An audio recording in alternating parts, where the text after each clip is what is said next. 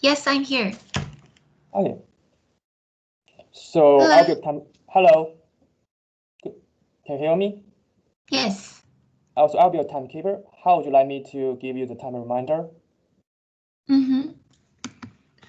Sure. So how would you like me to remind you the time? So like 10 minutes left, 5 minutes left, and do you like me to type in the text, or just stop you when you're talking? Could you let me know if there are 10 minutes left for me? 10 minutes, 5 minutes? Yeah, sure. Okay. 2 times. Sure. So do you need my help on sharing screen? Or I'm sorry? do you need my help on sharing the slides, or you will do it by yourself? Oh, I'm sorry. I didn't clearly hear you well. Could you please say that again? Do you need me to help you share the slides, or you can do it by yourself? Oh, I can share on my side. Okay. So you have 15 minutes. I donate 5 minutes to you. Okay.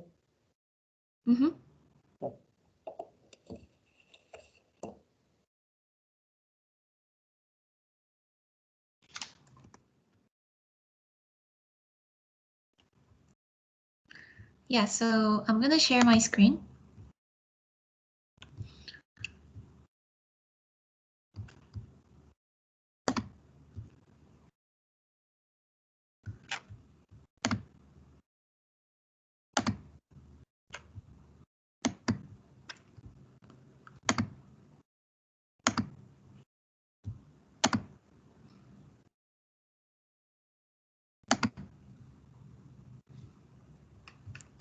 Yeah, can you see my screen?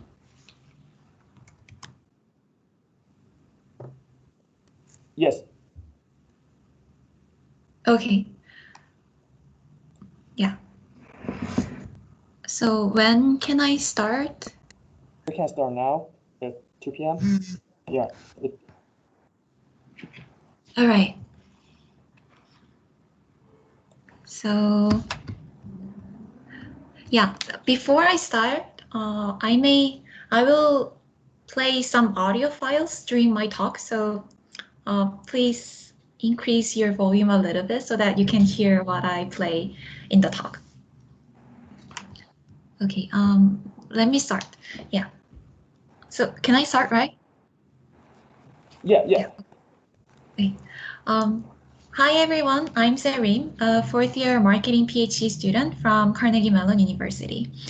Today, I will present our paper, Voice Analytics of Online Influencers, Self-Selling in Branded Videos. This is a joint work with Professor Xiao Liu from NYU and Professor Kannan Srinivasan from CMU.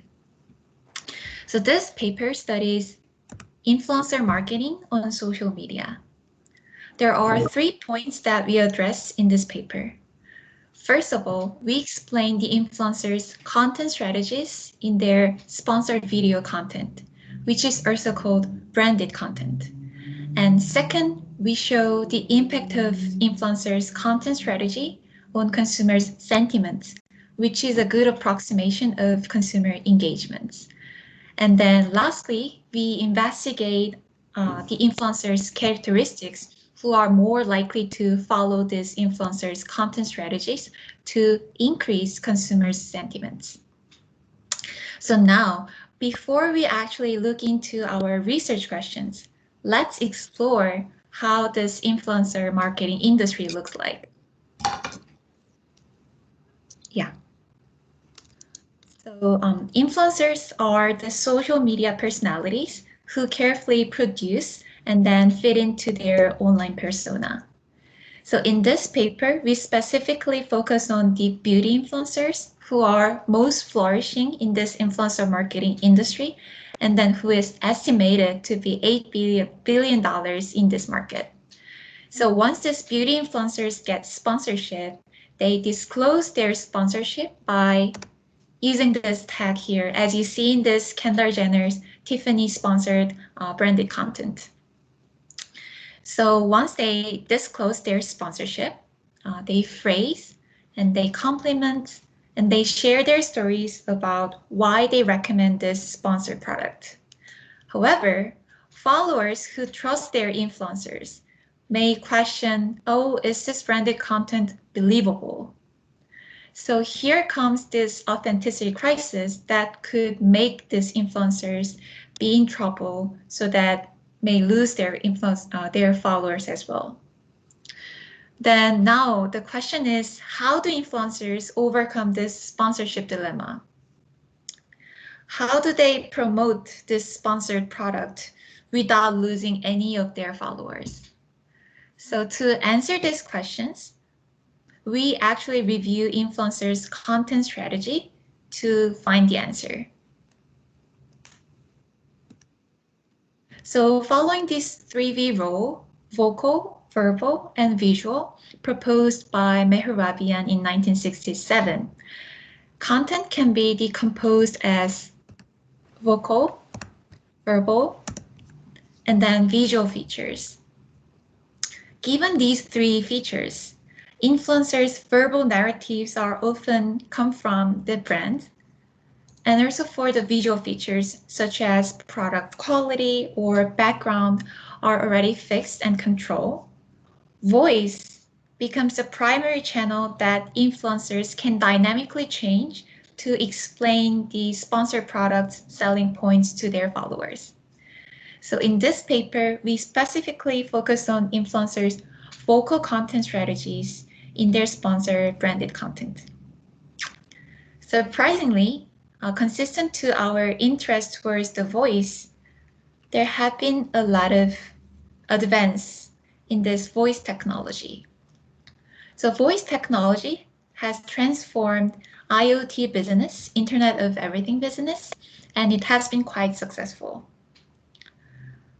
Clubhouse, a voice chat social networking app service, has achieved incredible amount of success within less than a year. On top of this, to better explain this app, when a person begins to talk, they actually share their content solely through their voice. And also listeners will only communicate through their voice as well. Likewise, other voice-activated assistant devices or gadgets such as podcast, voice AI assistants, smart home devices, they have been a lot of assistant devices using this voice. So in this scenarios, in these examples, we can see voice is very important communication channel to be used by all the people in the real world. However, there was a sparse literature that talks about this relationship between the voice and consumer engagement.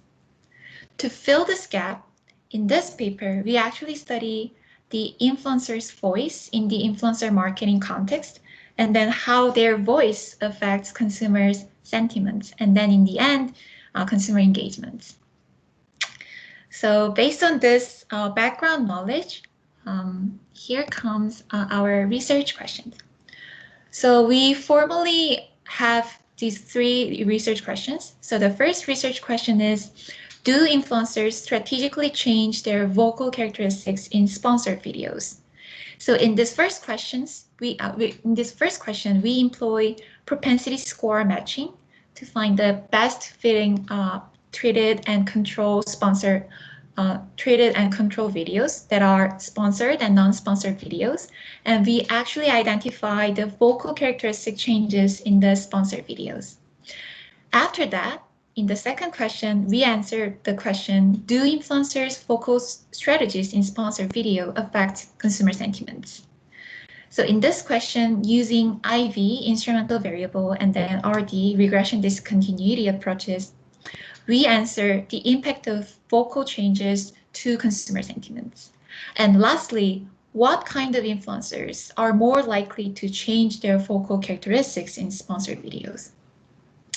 So in this question, we discuss the influencers' characteristics who are more likely to change their voice to increase consumer sentiments. In the end, we will discuss managerial implications to the 4 different stakeholders: FTC, Federal Trade Commissions, brand, influencers, and consumers. Yeah. So based on these research questions, for those of you who are already wondering what would be the answers for each question, here's the quick preview of the results. So for the first questions, for the first question, do influencers strategically change their voice? Yes, they use lower loudness, higher pitch, and their talking durations become longer. And secondly, do influencers' vocal strategies in sponsored video affect sentiment? The answer is yes. Their reduced loudness helps influencers to regain consumer sentiments. And then lastly, who are more likely to alter the voice in the sponsored video? According to our result, more popular influencers who have more view counts in the Instagram are the influencers who change their voice in the sponsored videos. So based on this quick preview, we will move on to the real research results. But before we move on, we want to explain how our paper contributes to the existing literature. To understand the relationship between our paper and then the existing literature, we lay out these 4 different streams of literature. So the first literature is sponsorship disclosure and its impact to consumer side. And then the second literature is persuasion strategy using the voice.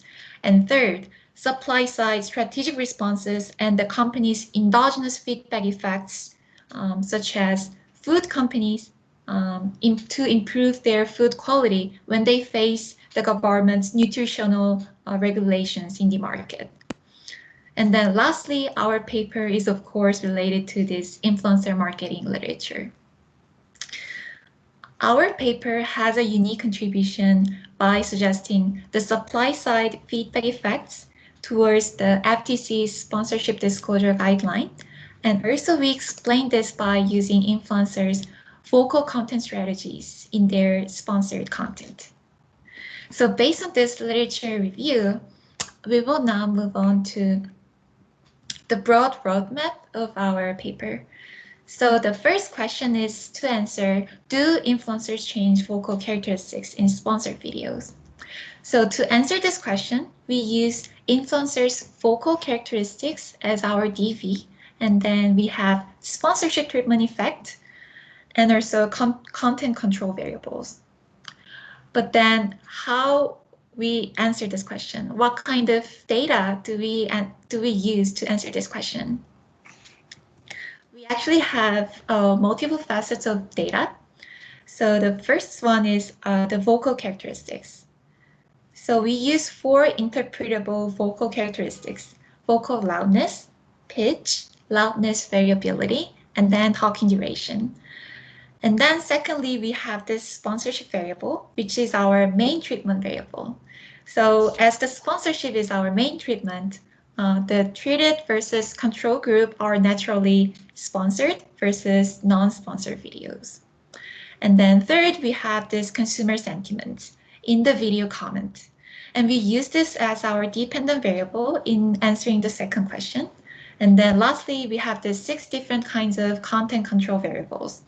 So among them, we will focus on 3 different multi-modal features in our presentation. And on top of these triple modal features, we have texture features and 3 external factors that are brand popularity, influencer popularity, and then brand advertisement spending data.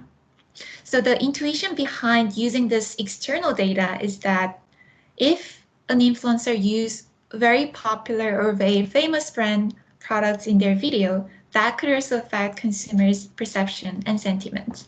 Likewise, we also control for influencers' own popularity in a major platform like Instagram. And also lastly, we have this brand advertisement spending measure to control for the cross advertisement platform shock to consumer sentiments. So among these all data, in this presentation, for the sake of time, we will focus on the triple modal features. So we have three different kinds of multimedia content features. So the first feature is vocal feature. The first one is vocal loudness. Vocal loudness is measured by the vocal intensity. Here, the vocal intensity is nothing but their own voice intensity divided by the reference intensity. Because this vocal intensity is the sound pressure, and it is in fact whether sound pressure is high or low. And since this sound pressure is a very effective way to communicate with other people, that's why politicians, salespersons, voters, and employees in companies have been widely used this voice loudness to make an efficient speech. And on top of this loudness, we also have three more vocal features. So the first one is pitch. Pitch is measured by the fundamental frequency. To make it more intuitive, the vocal loudness is more about the sound pressure, and then the vocal pitch is whether your voice is higher or lower. And then the third feature is loudness variability. So if a person's loudness variability is high, then that means that person's speech is more vivid and more lively compared to the lower loudness variability speaker with lower loudness variability. And then the last point is the talking duration. Talking duration is measured by the voicing probability. This is nothing but their duration of talking during the entire videos. So to help your understanding of these four different vocal features, I actually brought up this one example of vocal features of sponsored versus non-sponsored video content. So here is the part that I will play the audio file. So please listen carefully and try to tell the difference between the two different audio files. So yeah, here's a non-sponsored makeup tutorial example. Use my Smashbox Studio Skin 15-hour wear foundation. So this was an example of non-sponsored makeup tutorial, but compared to this, let's see how the sponsored makeup tutorial is different. Oh, and note that these are coming from the same influencer at the same month. Love these. I always stock up on makeup remover wipes, and I'm always trying to find really good ones. So this was the example of the sponsored makeup tutorial. And based on our feature engineering, we found that the extracted features are different in three ways: vocal loudness, pitch, and then the talking duration. So in sponsored video content, we found that vocal loudness becomes lower. However, their pitch and then the talking duration increase. So given these vocal features, we will use these four different features in the end to answer our three different research questions. And on top of these vocal features, we have two other modal features, verbal and then visual. So verbal features. So the first one is narrative topics. The reason why we control for narrative topics is that what they talk about, what they explain during the video can matter to consumers, and that would also affect consumers' sentiments. So that's why we have these 6 different topics: best item, color makeup, face contour, fashion, hair, and skincare topic. And we incorporate this as the verbal feature. And on top of this, we also have narrative sophistication. The reason why we use this is that their level of articulation can also affect consumer sentiments. So here are 2 different examples. So the first example, they have more stylized vocabularies such as energized, stimulating, flawless, targeting dullness, instantly, brightness, or circulation. So that's why using this COCA corpus, which is this state-of-the-art corpus that this lexical sophistication literature are using, this sophistication score for the first example is 972. However, if you look at the second example, it is more conversational and more casual way of explaining the product. So that's why for the second example, we got a slightly lower score, which is 927. So on top of this topic and sophistication features, we also included narrative valence and also speech rate for the verbal features. And now we have this visual features. What they use in their video could also affect to consumer sentiment. So that's why we have included the image objects by using this 4 different image recognition methods. But to robustly include the image object, we used the objects that at least 3 image recognition among these 4 have commonly agreed upon. So these 4 image recognition methods are ResNet, Amazon Recognition, Microsoft Cognitive API, and Google AutoML. So here's one example. So as you see, using this photo, we actually got that we actually detected a person, lipstick, and cosmetics to be the labels for this image. And also, their quality of the image could also matter to consumers' perception. So that's why we also incorporated image quality score. So if the image quality is high, then the score here is lower. For instance, this original image got 21 as IQS, but compared to this original image, if you see this blurred image in the next diagonal, it got 94 as the image quality score.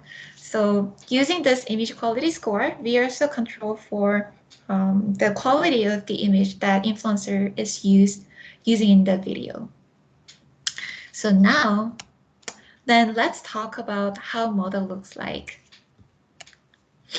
So the first question is to model, do influencers change their voice in the branded videos? So as I mentioned before, we use voice, sponsorship, and control. But here the key part is to get the best matching controls and treatment groups to make a best comparison between those two. So let's say that there is a vocal difference between sponsored, treated, and non-sponsored control videos. So even though there is a vocal difference among these two, if there is a large difference between the two videos' content characteristics, in that case, we cannot ensure whether their vocal characteristic difference is coming from the treatment effect or from the other content control variable effect. So that's why we really want to focus on matching the treated content video versus the control content video. So here's one example, content A and content B. So content A got sponsored and then content B didn't get sponsorship. And as you see, we have influencer name, topic, and products. So using all different types of content control variable, we had a very similar set of sponsored and then non-sponsored content using this propensity score matching PSM. And here's one plot that shows how successful our PSM were. So as you see, the blue line indicates the sponsored video, and then the black line indicates the characteristics of the non-sponsored video. As you see, this polynomial regression lines are pretty well matched, and this further implies that our PSM was successful in that its title length and then the video duration for the sponsored and non-sponsored video were very well matched. So we conclude that as the treatment and control group are similar, the two local polynomial regression lines were well matched. So using this well-matched treatment and then the control groups, we now formally introduce the Psn regression. So here the vocal characteristics are the loudness, pitch, loudness variability, and then talking duration. And the sponsorship variable is our main treatment effect. And then we have this content control variables that include two model features and other texture and external popularity measures. So using this PSN, we got this first result of the question. Does focal loudness change in sponsored videos? And according to our result, in branded video, their focal loudness, influencers' focal loudness, decreased by 7%. Then what does this mean? To better explain this finding, we actually look back to the persuasion strategy literature. So according to this persuasion literature, higher loudness implies the perception of higher dominance of the speaker.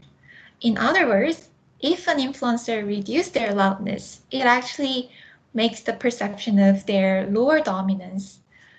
And on top of that, another stream of literature says that a moderate loudness can make a speaker seem more credible.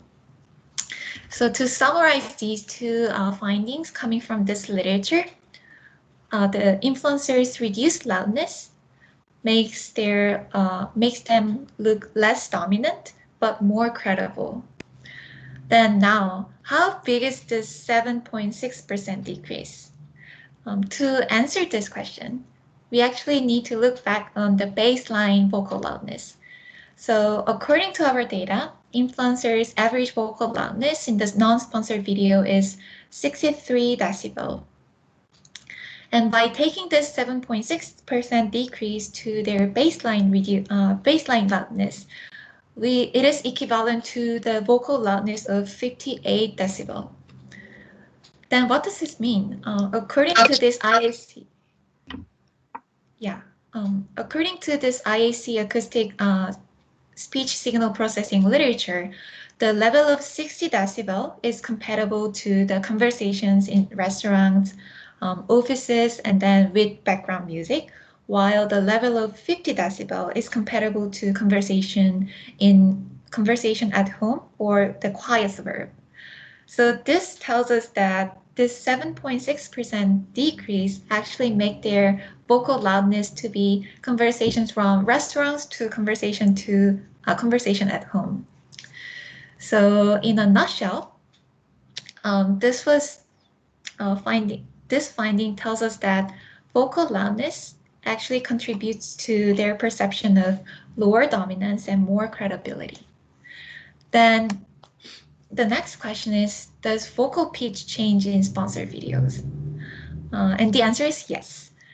According to our results, in the branded content, their pitch increased by 5.1%. And again, look back on the literature, the lower pitch contributes to the higher dominance. The other way around, high pitch, lower dominance, which is consistent to our findings from the reduced loudness. However, there was some conflicting findings in terms of the attractiveness. So sometimes it was decreasing or sometimes it was increasing when the pitch goes down. And again, how big is this 5.1 increase?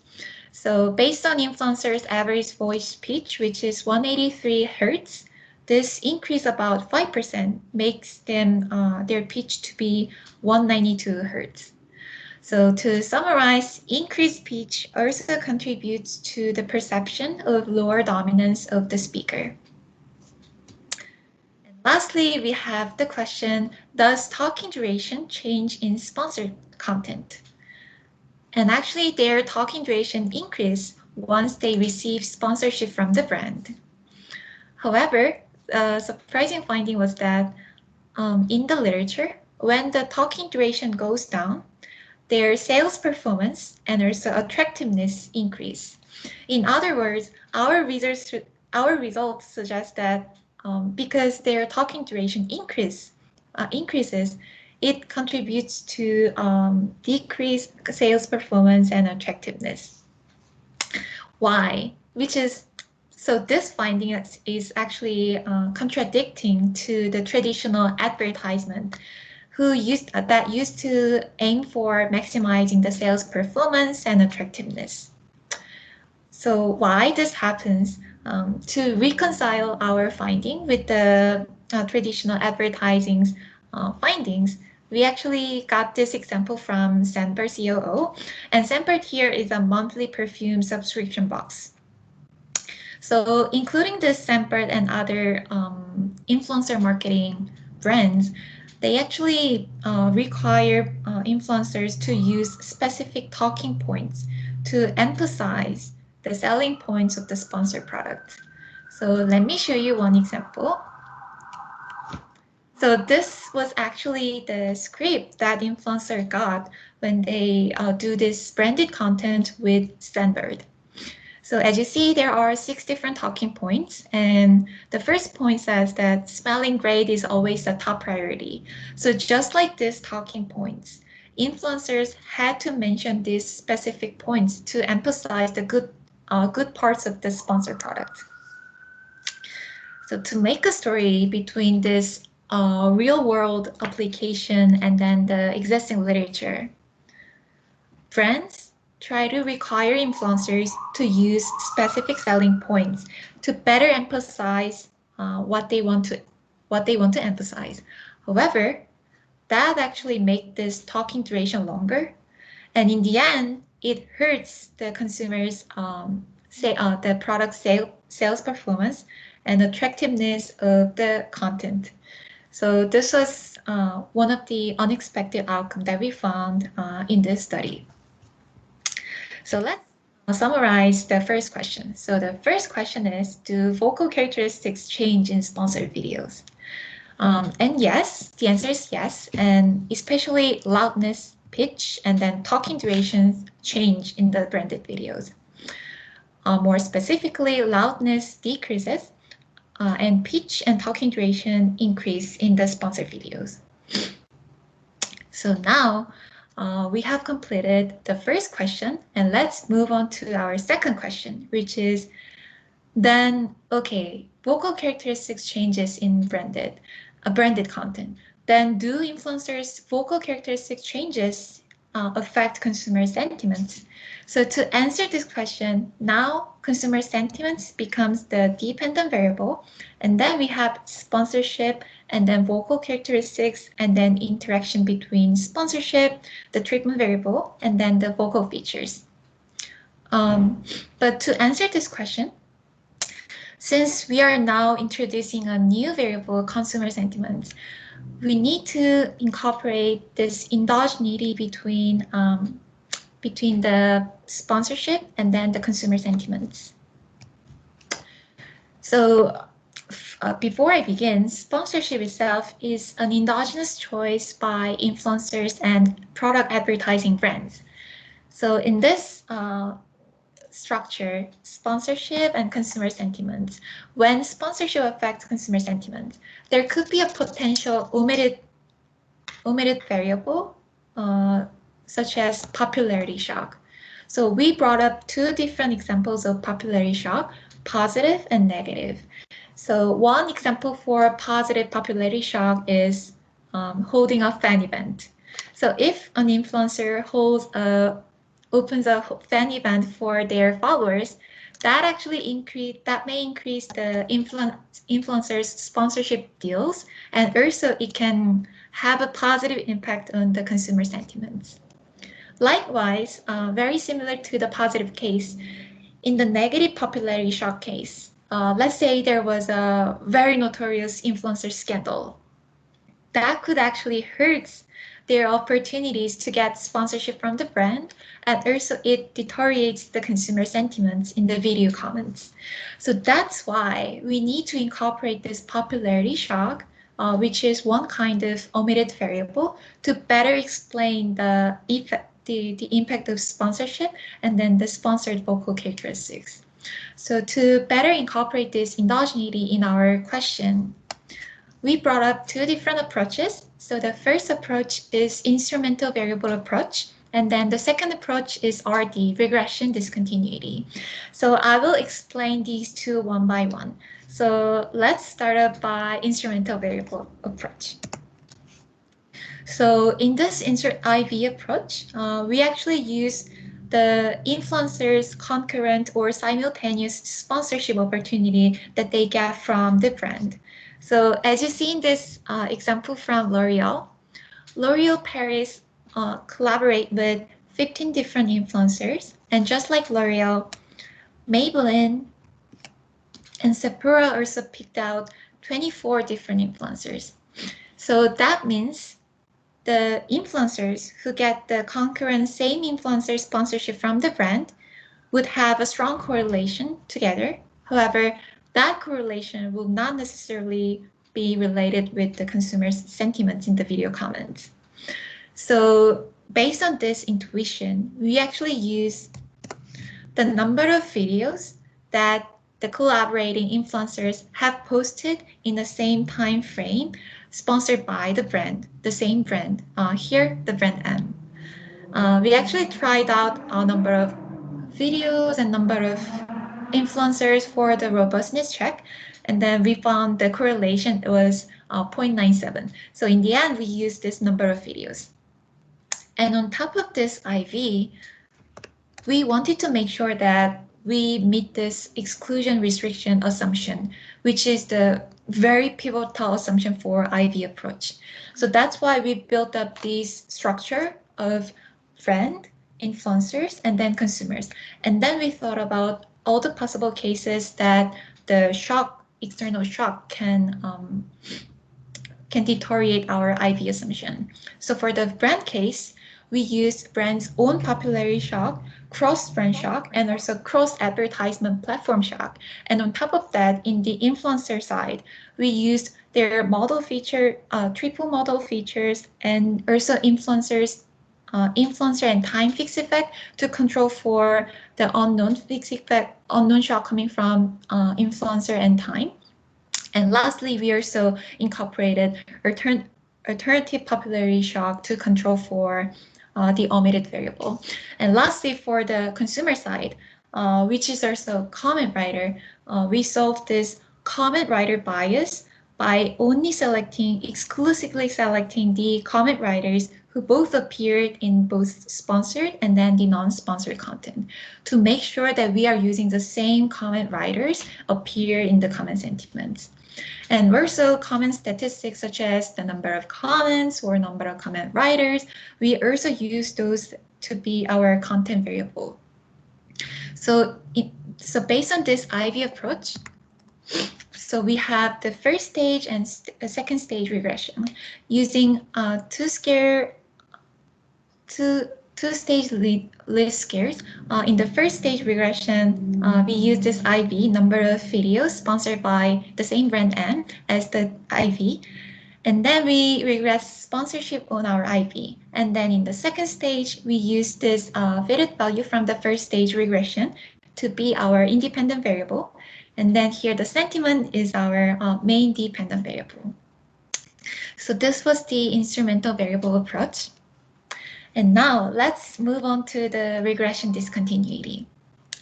So this example of sponsorship timeline actually show a very intuitive regression discontinuity design. So let's assume that there is one brand called marketing, because we all love marketing. So here, let's assume that in this brand marketing, we use the number of follower counts to be assignment variable to decide their influencers' sponsorship, who to sponsor which influencer. So here, let's assume that threshold is 50,000 followers. In this case, let's assume there are two different influencers, influencer T and influencer C. So in this case, influencer T is with 51,000 followers. However, influencer C has 49,000 followers. So based on this threshold from brand marketing, influencer T will get sponsorship. However, influencer C will not get sponsored because they have less than 50,000 followers as their number of followers. So based on this timeline, we have this post-treatment and then pre-treatment period. But note that in this regression discontinuity design, we only incorporated their very first sponsored video. The reason was because during our interview with the influencer marketing firm, we got to know that once they start to get sponsorship from the brand, their subsequent sponsorship is depending on their performance from the very first sponsored brand, very first sponsored content. In other words, if their first sponsored video was successful enough, then the subsequent brand sponsorship would be easier than the other influencers whose engagement metrics was lower than the first influencer. So that's why we only incorporated this very first sponsored video to avoid any different kinds of unknown shock to make any bias to our point estimates. So in the end, in conclusion, T exceeds the threshold of the sponsorship while C didn't. So that's why T got sponsorship, however, C didn't. So then, based on this example, we asked this question to ourselves: what kind of characteristics do brands consider to sponsor an influencer? So this could be a very important question to decide what kind of assignment variables that we need to use in our regression discontinuity design. So to answer this question, we deployed the 3 different approaches. So first of all, we did email interview with the brand marketing managers. So this was the example that we got a reply from Johnson & Johnson brand. And then we also acquired this influencer application to make sure that how they decide their sponsorship to the influencer. And then lastly, we have this industry connection, Aaron Layden. He's a sales manager from NeoReach, which is a influencer marketing consulting firm. So using this email, phone interview, and influencer application form, we got the answer that they used 2 different metrics to decide the sponsorship. The first one is follower count, and then the second one is average view count. Note that the first one, follower count, is to capture their accumulated popularity, while the second one, the average view count, is more about their recent engagement.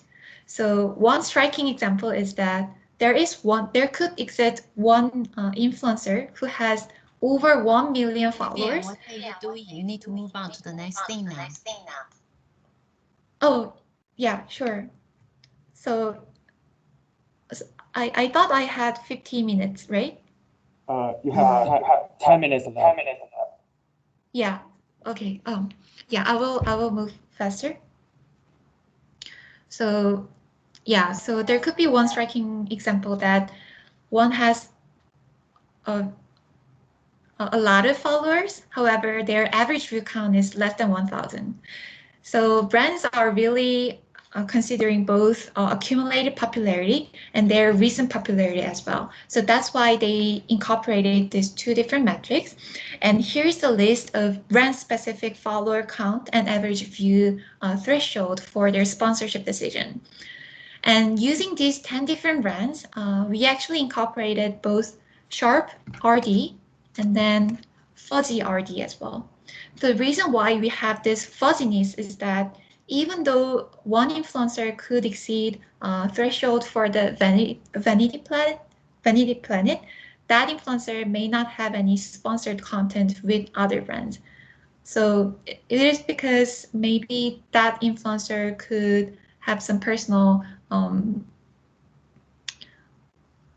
hesitance of get sponsorship from that brand. So to incorporate that fuzziness, we both used FRD and SRD. So formally, our sharp RD approach is that we have sponsorship and voice, and then the interaction between those two, and making the consumer sentiments to be the dependent variable, and then the follower count and average view count, and their polynomial function with the difference between these assignment variables, and then the cutoffs are incorporated.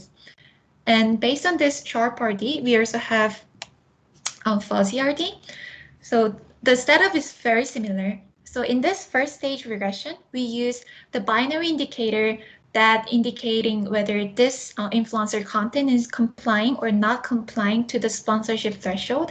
And then based on this first stage regression, we move on to the second stage regression using this sponsorship coming from the first stage. So finally, here's the result of how do vocal characteristics in sponsored video affect consumer sentiments. And then we found that sponsorship disclosure itself has negative impact to consumer sentiments.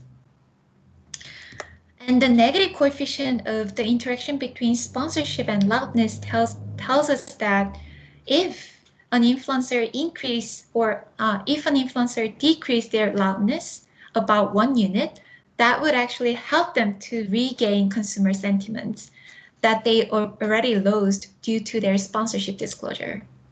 And in terms of their magnitude, actually 1 unit decrease of the vocal loudness helped them to regain the 50% of their sponsorship disclosure effect.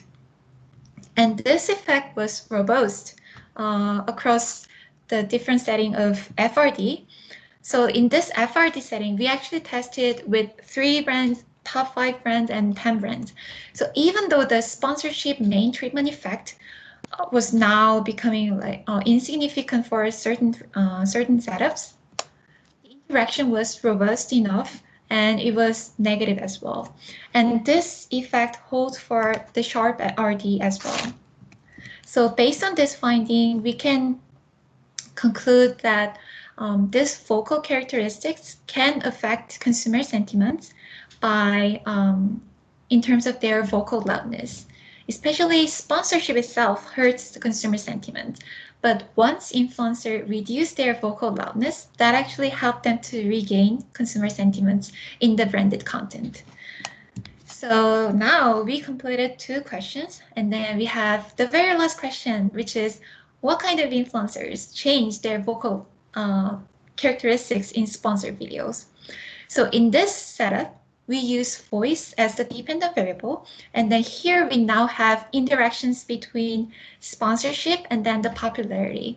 So to model this popularity, we actually used this Instagram view count, which is an objective measure coming from the outside of the platform. So here we have used loudness, pitch, loudness variability, and talking duration to be the dependent variable. And then for the sake of time, we only prepared the result from this vocal loudness because that was the most interesting finding coming from the second question. And according to our finding, the interaction between sponsorship and then the Instagram views, which is approximation for the Instagram influencers' popularity, was actually negative and then significant. So this tells us that influencers with more Instagram views are more likely to reduce their loudness in the sponsored videos. So this was our main finding of the last question. So let me recap what we found in 3 different research questions. So first, do influencers change vocal characteristics in sponsored videos? Yes, influencers reduce their vocal loudness to sound less dominant, but more credible to consumers. And then the second question is, do influencers' vocal characteristics change consumer sentiment in the branded videos? Their reduced loudness actually helped them to dilute or mitigate some negative sentiments coming from the sponsorship disclosure of the branded content. And lastly, what kind of influencers are more likely to alter their voice in branded content?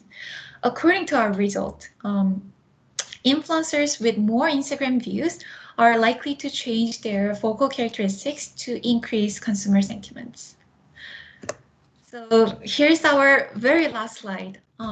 So here's the managerial implications for the 4 different stakeholders: FTC, brands, and influencers, and consumers. So for FTC, we can help them to implement the future policy to better inform consumers about the influencers' vocal content delivery strategies. So right now, even in the FTC's guideline, they already publicized that they are unsure about the effectiveness of their sponsorship disclosure guideline. So through our research, they can have more evidence that there could be more policy or some other mechanism to better protect the consumers. And then for brands, we can help them to better train influencers to communicate with their consumers with their branded content. And for influencers, they can follow the desirable direction of content delivery to improve the quality of their branded content. And lastly, through our research, consumers can raise their awareness about influencers' content strategy in the branded content. Thank you so much.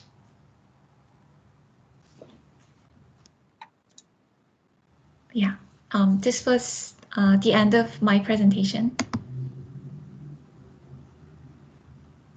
Yeah. Can I ask a question? Oh, yeah, yes. So how do you think the influencer figured out that they had to lower their voice to be more influential? Do you think that they experimented, or do you think that the sponsor knew that speaking in a particular way would trigger a more positive response? Well, that is a very interesting question. I mean, so this research was actually, I actually had a lot of chances to look at these branded content from the influencers on Instagram or other platforms. And then I found that their vocal strategy were very different in the branded content. So through this research, I think they may have done some experiments by themselves, but I personally think that they are trying to be less dominant and more amenable and more credible to followers. So that's why they are using these strategies. And then actually, in fact, it has positive impact to the consumer sentiment. But that is a very good question that they may had some experiments on themselves to better promote this sponsored product. Yeah, but yeah. Does that answer your question, Pradeep? Yeah, that's fine. I mean, it seems to suggest that they knew already that speaking in a particular way would generate a particular type of response. And so I was just curious, how they sort of knew that. How did they know that by speaking more softly, they would be more credible? And one question I had is, do you observe them sort of varying prior to becoming sponsored influencers? Do you observe them sort of varying their voice and pitch in the non-sponsored videos? So maybe that's a way in which they figured out that eventually, this is what works better. Alternatively, maybe the sponsor knows, right? So if you're L'Oreal, you probably know with all the years in advertising or whatever, what that result might be if you spoke in a particular way. So I was just curious to try and see how, obviously it had a positive effect, but it need not have had a positive effect, right? So I was curious. So actually adding on to Pradeep's question, is there a universal truth among this? Is in sales industry, we've had the multi-level selling and all those things they have all used. So is this like a general truth that you have to speak softly and with a higher pitch? If that's a universal truth, it's probably, that everybody knew it beforehand. Yeah. What do you think? Yeah, universal truth. Yeah, that could be. Yeah, that could be also maybe. Yeah, maybe that could be a universal truth coming from influencer side that they silently and commonly agree upon together. But I personally think that since I haven't seen any paper that relating to this kind of vocal strategies, that could be an interesting future direction to research so that we can better clarify the causal mechanism of these vocal strategies and also what is the intention or what is the motivation behind the strategies. Does that answer your question? Yeah, best. I'll let the discussant speak. Sorry. Oh, yeah. Yeah, thank you. Thanks, Serim, for the wonderful presentation. Can you hear me? Thank you. Yes. Okay. So my name is Kai. I'm at UTD. So I'll give a quick overview of this presentation. It's one of the first papers to study influencer marketing. It's a very recent phenomenon that is very important to marketing. And overall, it's a great paper. I really enjoy reading it, and it's very clean. It's very careful. So they study sponsor versus non-sponsor or organic videos by social media influencers, focusing on the cosmetic brands who are sponsoring these influencers. There is a demand-side dependent variable, which is consumer sentiment extracted from video comments. And then there's a supply-side DV, which is influencers' vocal strategies. So they focus on vocal strategies because it's understudied in marketing. There aren't that many papers looking at vocal strategies. So I think this is a good step in this direction. And they control for everything you can think of, right? They control for visual features, content, metadata, influencers, characteristics, and brands ad spending too. So it's a very rich set of control variables. And the analysis is very careful. It's very detailed. They explained everything thoroughly and carefully. There are many robustness checks in the paper that Serim didn't have time to talk about.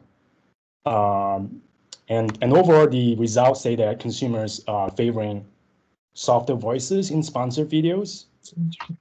And influencers are responding in an optimal way, right? So they're responding in an optimal way by having these vocal strategies of having softer voices in sponsored videos.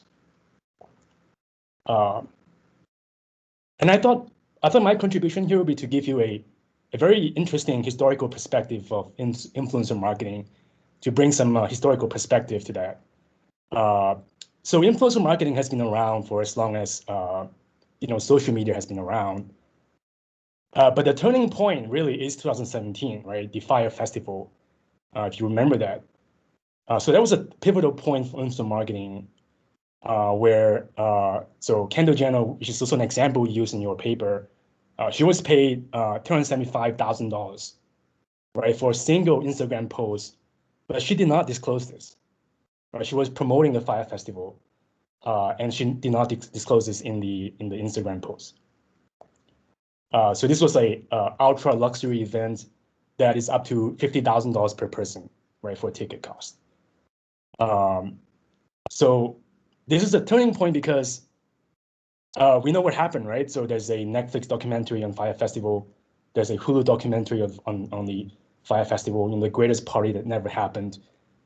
So all of a sudden, there's a backlash against influencer marketing. So people were fine with it, and influencers did not have to disclose that. But this was a turning point where there was severe backlash against influencers who did not disclose sponsorship. And around the same time, right, FTC introduced these disclosure guidelines.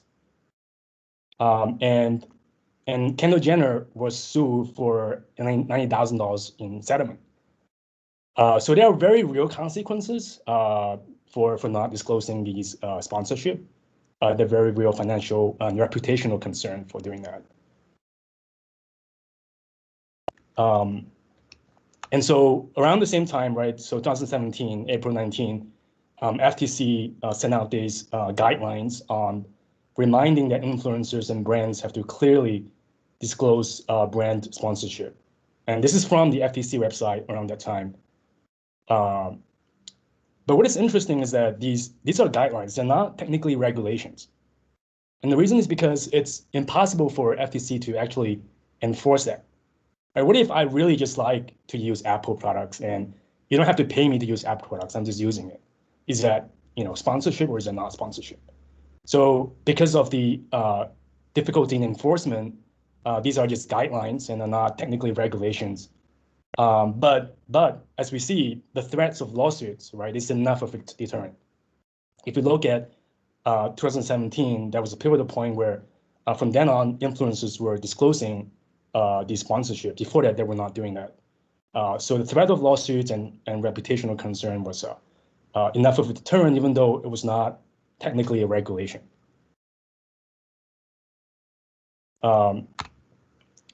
So I thought would be interesting, and I think your paper is really self-contained, really clean, but this would be for something that you could tag on as a second paper, which is to look at, pre and post that FTC guidelines.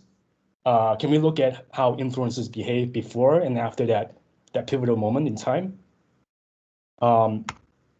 Because I think what is interesting is that these guidelines could also affect, right, non-sponsor as well as sponsored posts. So influencers may be adjusting even their behavior for these non-sponsored, non-branded content.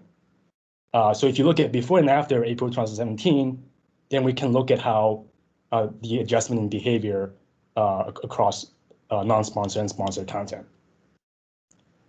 I think what's interesting is that before the FTC guideline, influencers will actually hide these disclosures by burying these hashtag, right, underneath these captions, and users will not be able to see it unless they click more. So you may be able to scrape some data and look at and find and describe this hidden hashtag ad, which would be a way of identifying non-disclosed sponsor ads. So another quick comment I have is that, so my interpretation of the result is that instead of influencers reacting strategically to the FTC guidelines, I think of this as the influencers reacting to consumers knowing about sponsorship. Right? That is how consumers they're preferring a certain tonality in sponsored videos, and influencers are actually reacting optimally to it, knowing that consumers know about sponsorship. So I think that is another interpretation of the results here. It's influencers reacting to consumers instead of the other way around. I think my time is up. I'm going to quickly talk about the mechanism. I think you might have to think more about the mechanism. So, if softer voice is more credible and less dominant, then it begs the questions that, influencers can also use it all the time, right? Even for non-sponsored videos as well. So the question is, why do viewers respond better to a softer tonality in sponsored videos? I think there are some mechanisms you can think of. For example, I think quieter voice is more professional and more appropriate when delivering branded content. And I think one of the videos will mention that it could be that they are exerting more effort in preparing sponsored videos.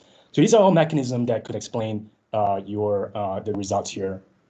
I think quickly that you can also think about images as well. I think sponsored posts, their images and not videos, could also be a good paper as well. So I think overall it's a great paper. I really enjoy reading it. I think my time is up. Thank you very much for your suggestions on the mechanism. So the main mechanism that we are thinking is that because in the sponsored videos, influencers know that they may lose their followers, facing the authenticity crisis, which is a very prevalent term in this influencer marketing industry. So that's why they use this softer voice to be less dominant and then more credible to their followers. But I found it very interesting to think about quieter voice is more professional. And this also means that they are exerting more extra efforts to prepare for this sponsored branded videos. I think this is very nice suggestions. Thank you very much. Thanks, Serim. Thank you.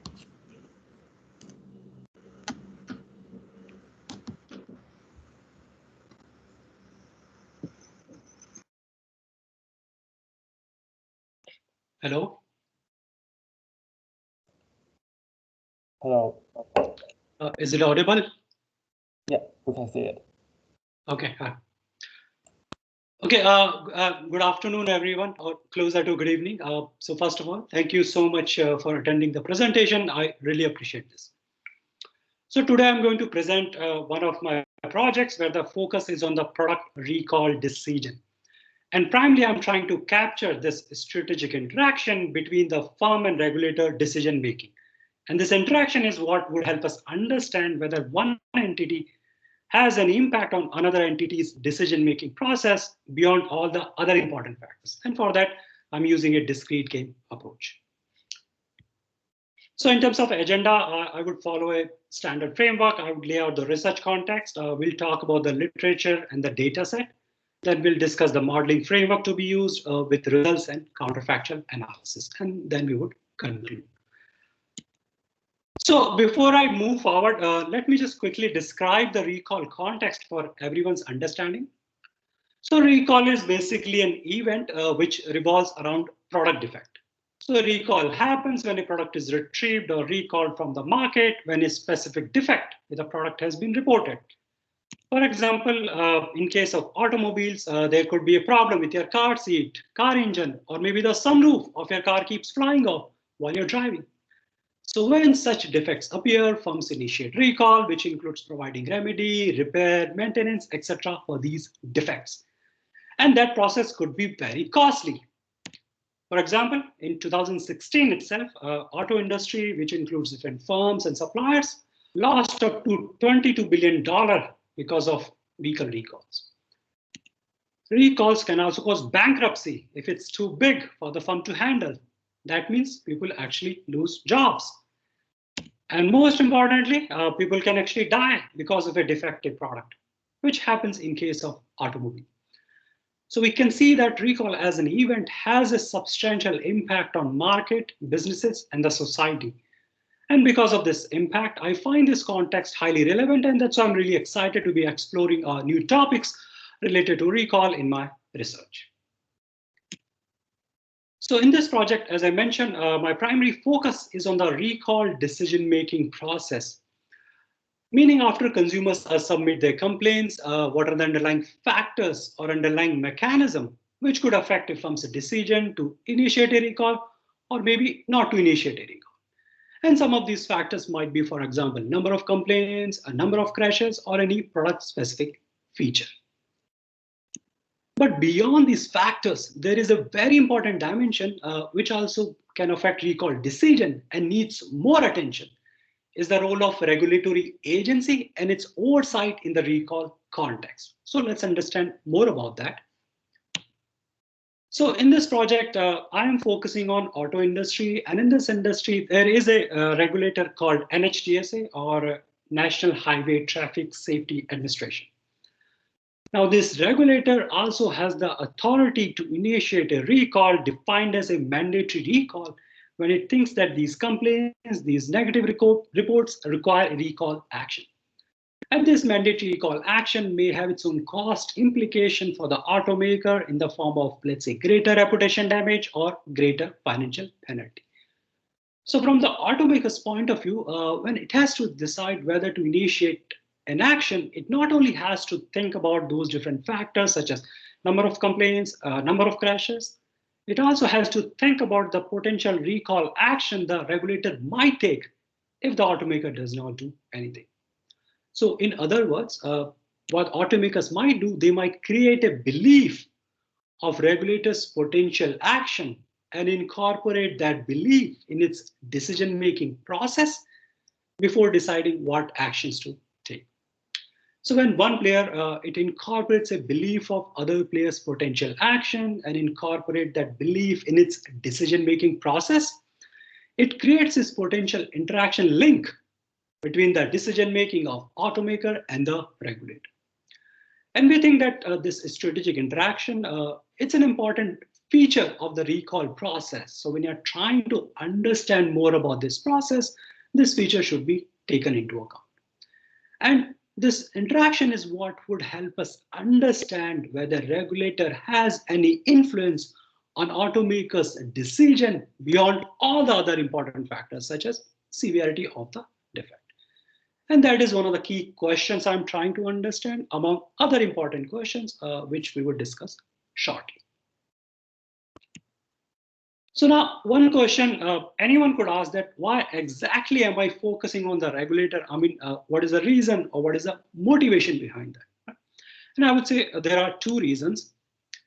The first reason is that one could argue that maybe we do not need regulatory agency in this context, because firms know that if they don't take an action, there might be certain cost implications. And maybe because of these possible factors, firms are more than enough to take a recall action. And that's why we do not need regulatory agency.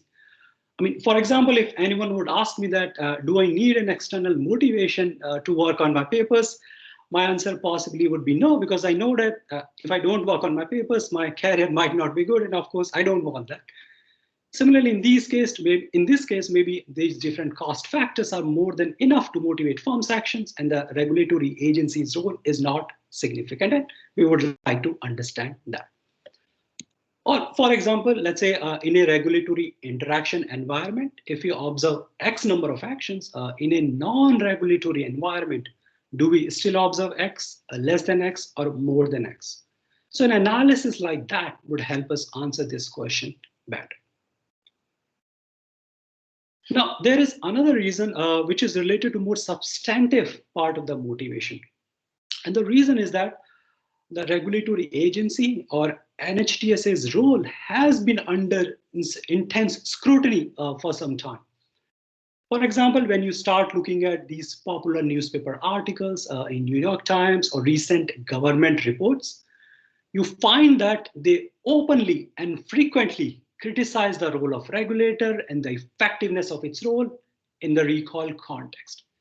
Now, this criticism might become very important when lawmakers might refer to these reports while taking important decisions such as funding for the agency.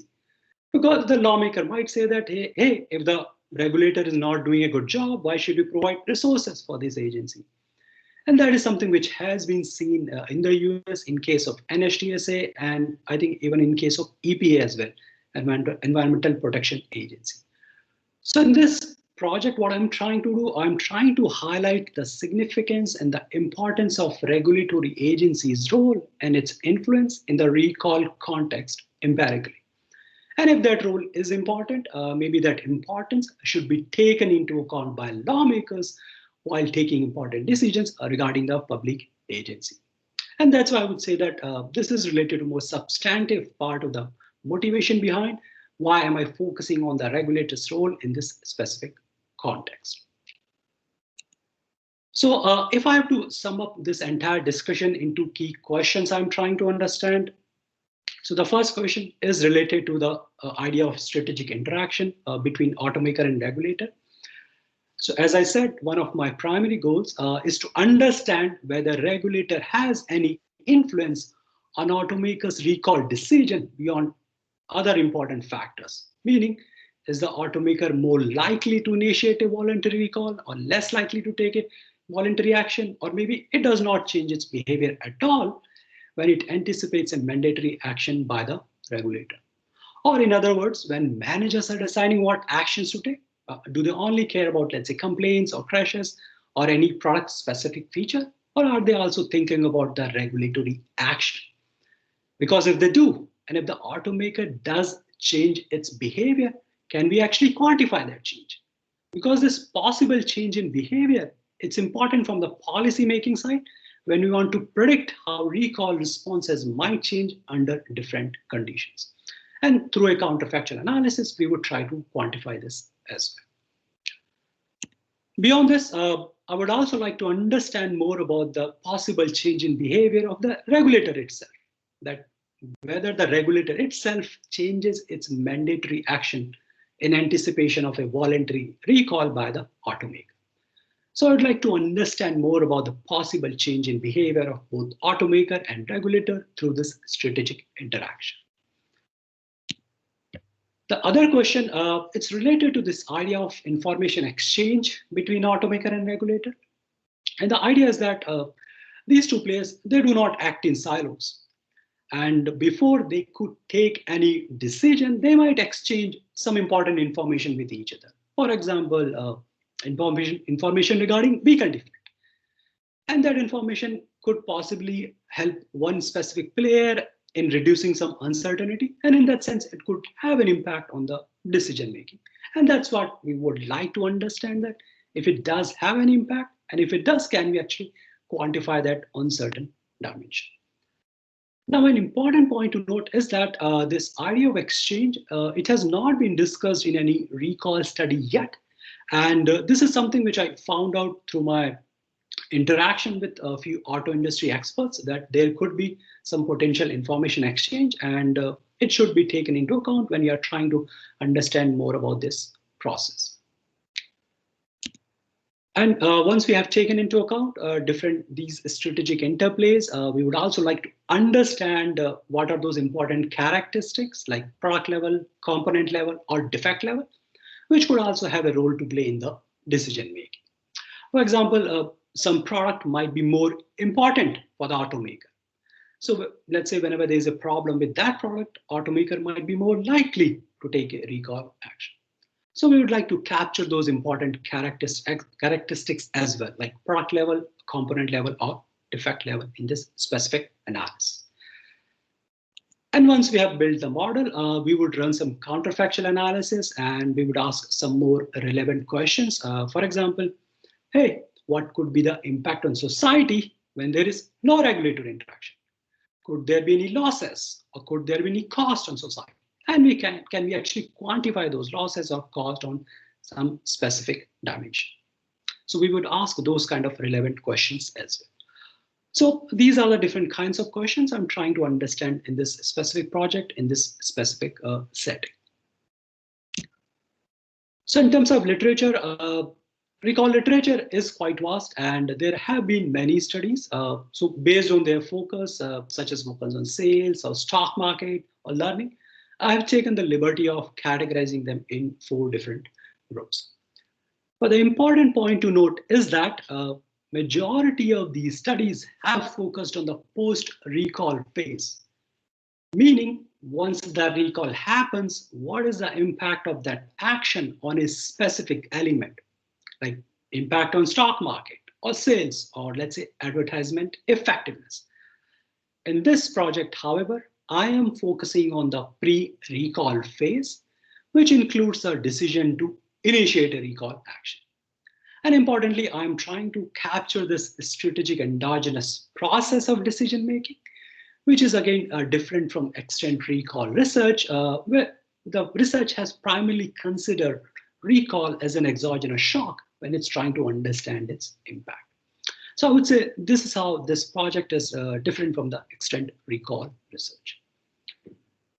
In terms of data set, since I focus on auto industry, I capture vehicle recalls information from the NHTSA website, which provides important information on variables such as name of the vehicle make, number of recalls, the date, and who took the action. I also capture consumer complaints. So if a consumer had submitted a complaint regarding a potential vehicle defect, we observe that. And it provides information on important variables such as a name of the vehicle make, date and location of complaint.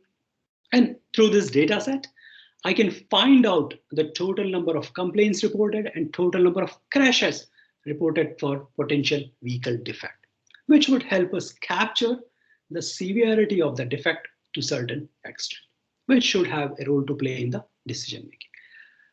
I also observe a brief description of complaint, which I use in one of my text analysis to extract more insight from this specific context. Beyond that, I also collect information regarding quality rating, the vehicle component information, and the dealership network size for the automaker. So we can see that the collection of these different data sets, it allows me to capture information on 4 important dimensions: vehicle defect, vehicle component, vehicle make, product, and the automaker. And then I capture some information on the regulator as well. Quick snapshot. Currently, I'm using 14 years of data, and during this period, we observed 891 decisions for 23 different automakers.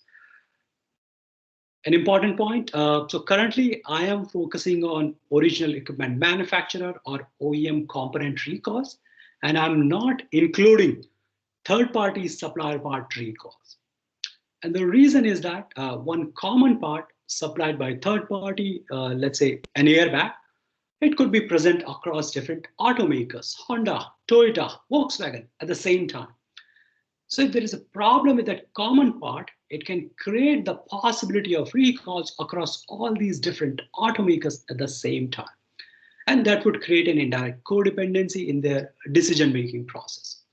So right now in the model, I would like to avoid that indirect codependency, and that's why currently I focus on OEM components, where the automakers have control over quality and the control over recall decision-making process. And that's why currently I focus on these 7 primary OEM components like fuel system or powertrain. So component-wise, we observe most number of recalls for fuel system defect and least number for structure-based defects. Another statistics in our data, we observe that on an average, one voluntary recall is associated with 24 less complaints and 0.22 less crashes than the mandatory recall. So, for example, this 24 complaints, it's almost I think 35% of the average number of complaints received for voluntary recall, which is I think around 62 or 63. Similarly, this 0.22 crashes, for comparison, it's almost I think 11 or 12% of the average number of crashes observed for the voluntary recall. Just to get a sense of the variation in data, I plot recalls. So in the left graph, we see how recalls vary for different time periods, and these values are aggregated across all automakers. And in the right graph, we see how recalls vary for different automakers, and these values are aggregated across this 14-year period. For example, I think Ford had experienced the most number of recalls during this specific 14-year.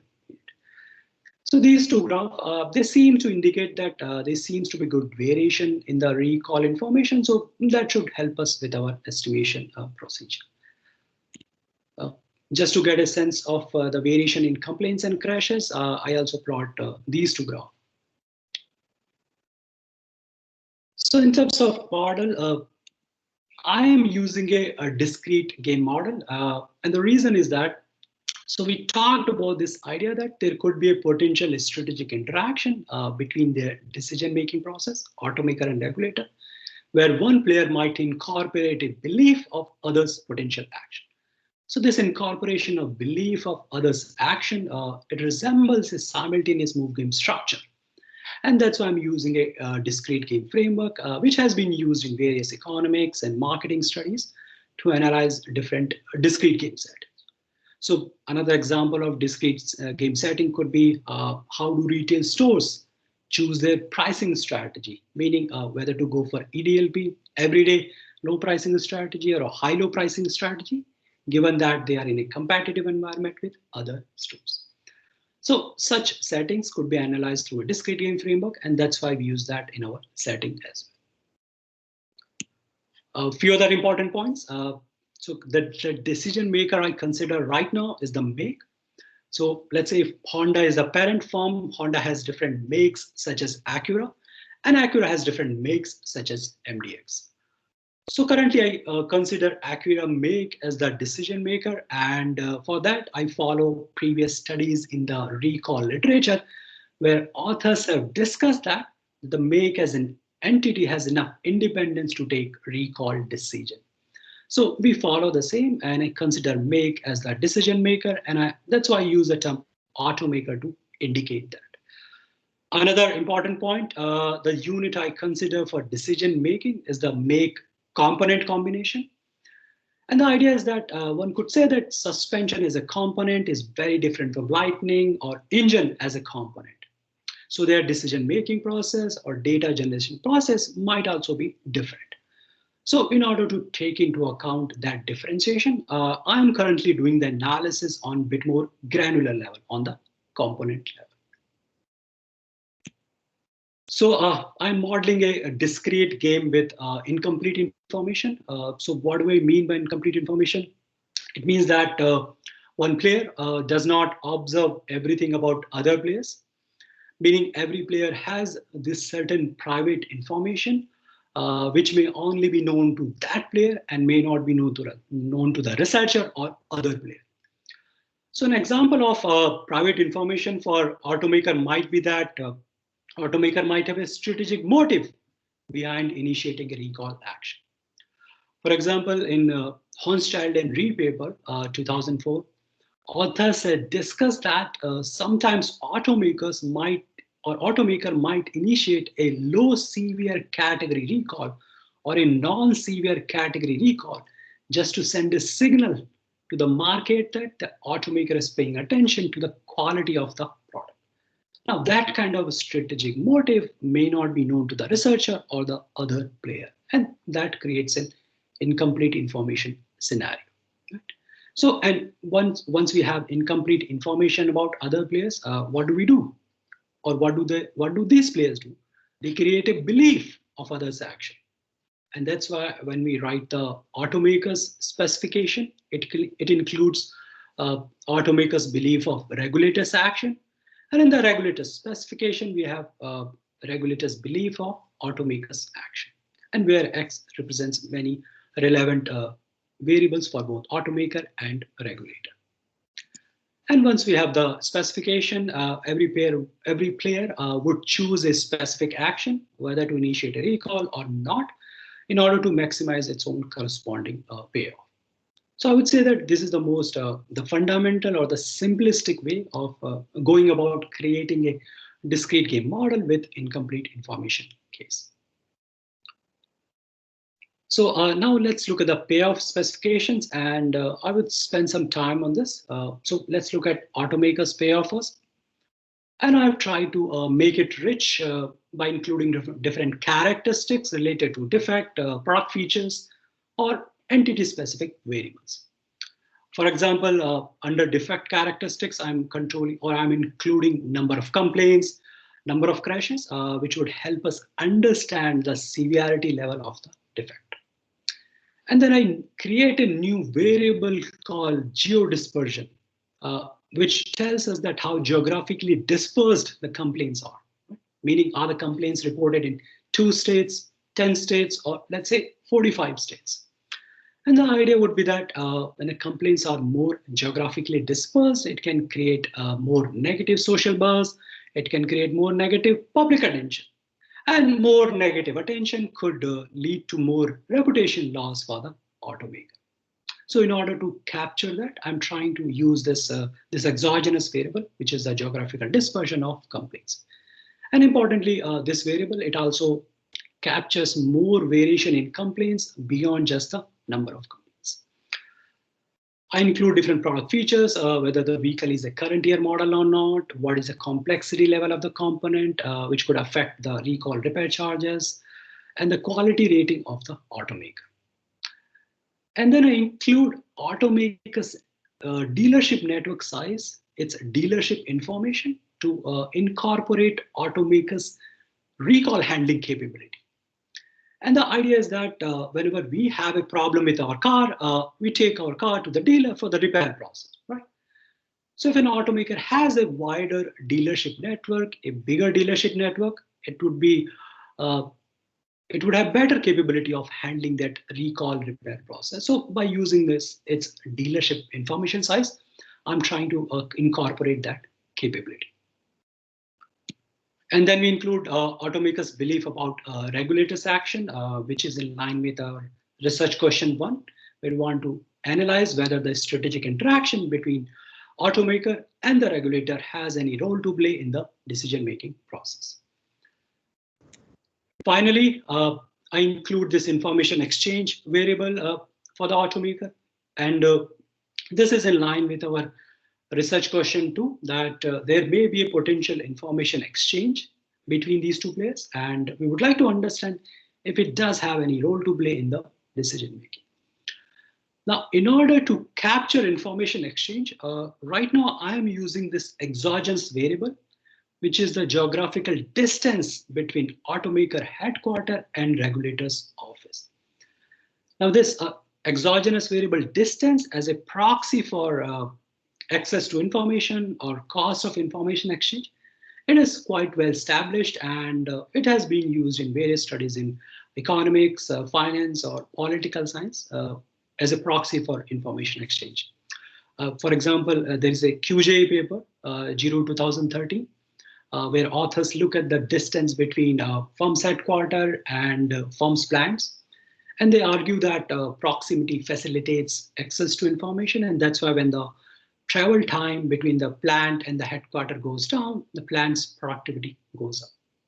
Similarly, there is a political science paper, Unsal et al. 2016, where authors look at the distance between Capitol Hill, Washington, and firm's headquarters. And they use this exogenous variable as an IV for cost of engaging in political lobbying activities. So we build on the same concept, and we use this exogenous variable distance as a proxy for information exchange. And the idea would be that the proximity would be larger, the cost of exchange might be larger, because of high cost, exchange might be less effective, and less information might be communicated. And we would like to understand if it does have a role to play in the decision-making process.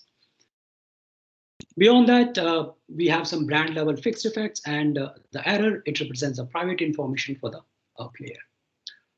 Similarly, we build a specification for the regulator where many terms are same except this one, because now we are including the regulator's belief about automaker's action in line with research question 1.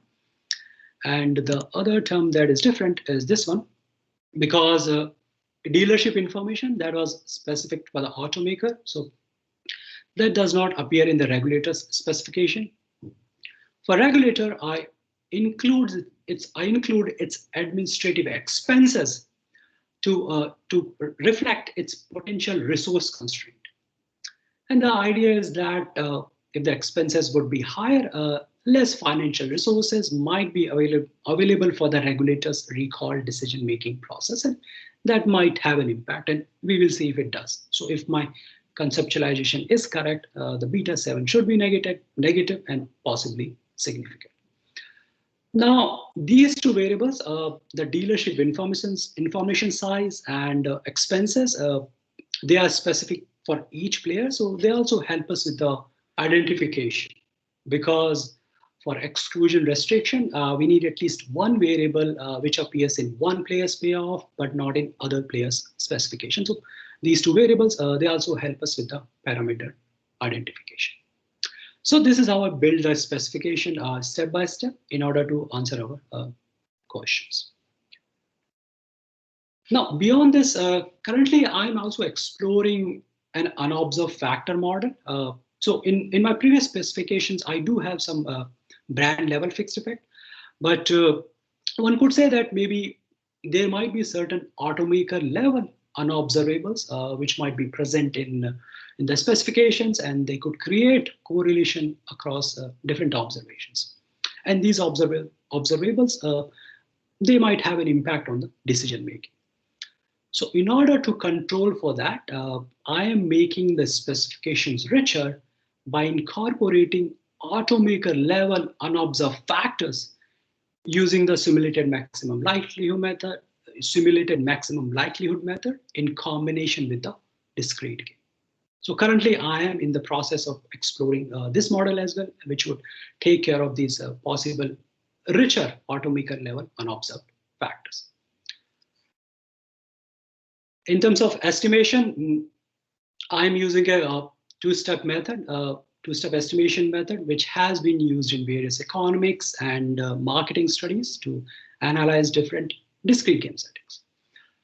So a quick description of how the estimation is done is as follows. So as the name suggests, it's a two-step method. So in the first step, what we do, we create a belief regarding others' actions. So automaker would create a belief of regulator's action, and the regulator would create a belief of automaker's action. Now, in order to create these beliefs, we can use a non-parametric model ideally, but depending on the data, a parametric model such as logic could also be used. And once we have the belief, what we do, we take those belief and you insert them in the corresponding player's specifications. So for the automaker, the specification is beta x plus gamma 1 rho cap. And this is what we saw in the previous slide, where the rho cap comes from the first stage. Similarly for the regulator as well. And then what we do, we map from this payoff space to the probability space using a functional mapping field, which depends on the error distribution. So let's say if the error private information is assumed to be type 1 extreme value, this phi would be a logit function. So basically you find out recall probabilities for automaker and the regulator corresponding to their payoff specifications. And once we have the probabilities psi, we can build a likelihood function, optimize that to obtain our parameters beta and gamma. And then what we do, we take those parameters and we insert them again in the second stage equations, and then use the functional mapping field to find out new recall probabilities, psi prime. And then we use this psi prime again in the likelihood, optimize that to find new parameters. So basically keep iterating and updating between these two steps, keep updating our parameters, keep updating our probabilities. And once the model would converge, we will get our parameters beta and gamma. And for the standard error, I bootstrap the entire system because two-step estimation, it precludes using inverse information metrics. So this is a quick description of how the two-step estimation is done for estimating a discrete game model with incomplete information set. So in terms of results, so we talked about the data set, we talked about the payoff specifications, and we talked about the two-step estimation. So with these three elements together, we get our results. And so let me just reiterate that. The dependent variable for automaker is the decision to initiate a voluntary recall. And the dependent variable for regulator is the decision to initiate a mandatory recall. And we get insights into all three questions. For today's discussion, I will focus on the first two. So with respect to question one,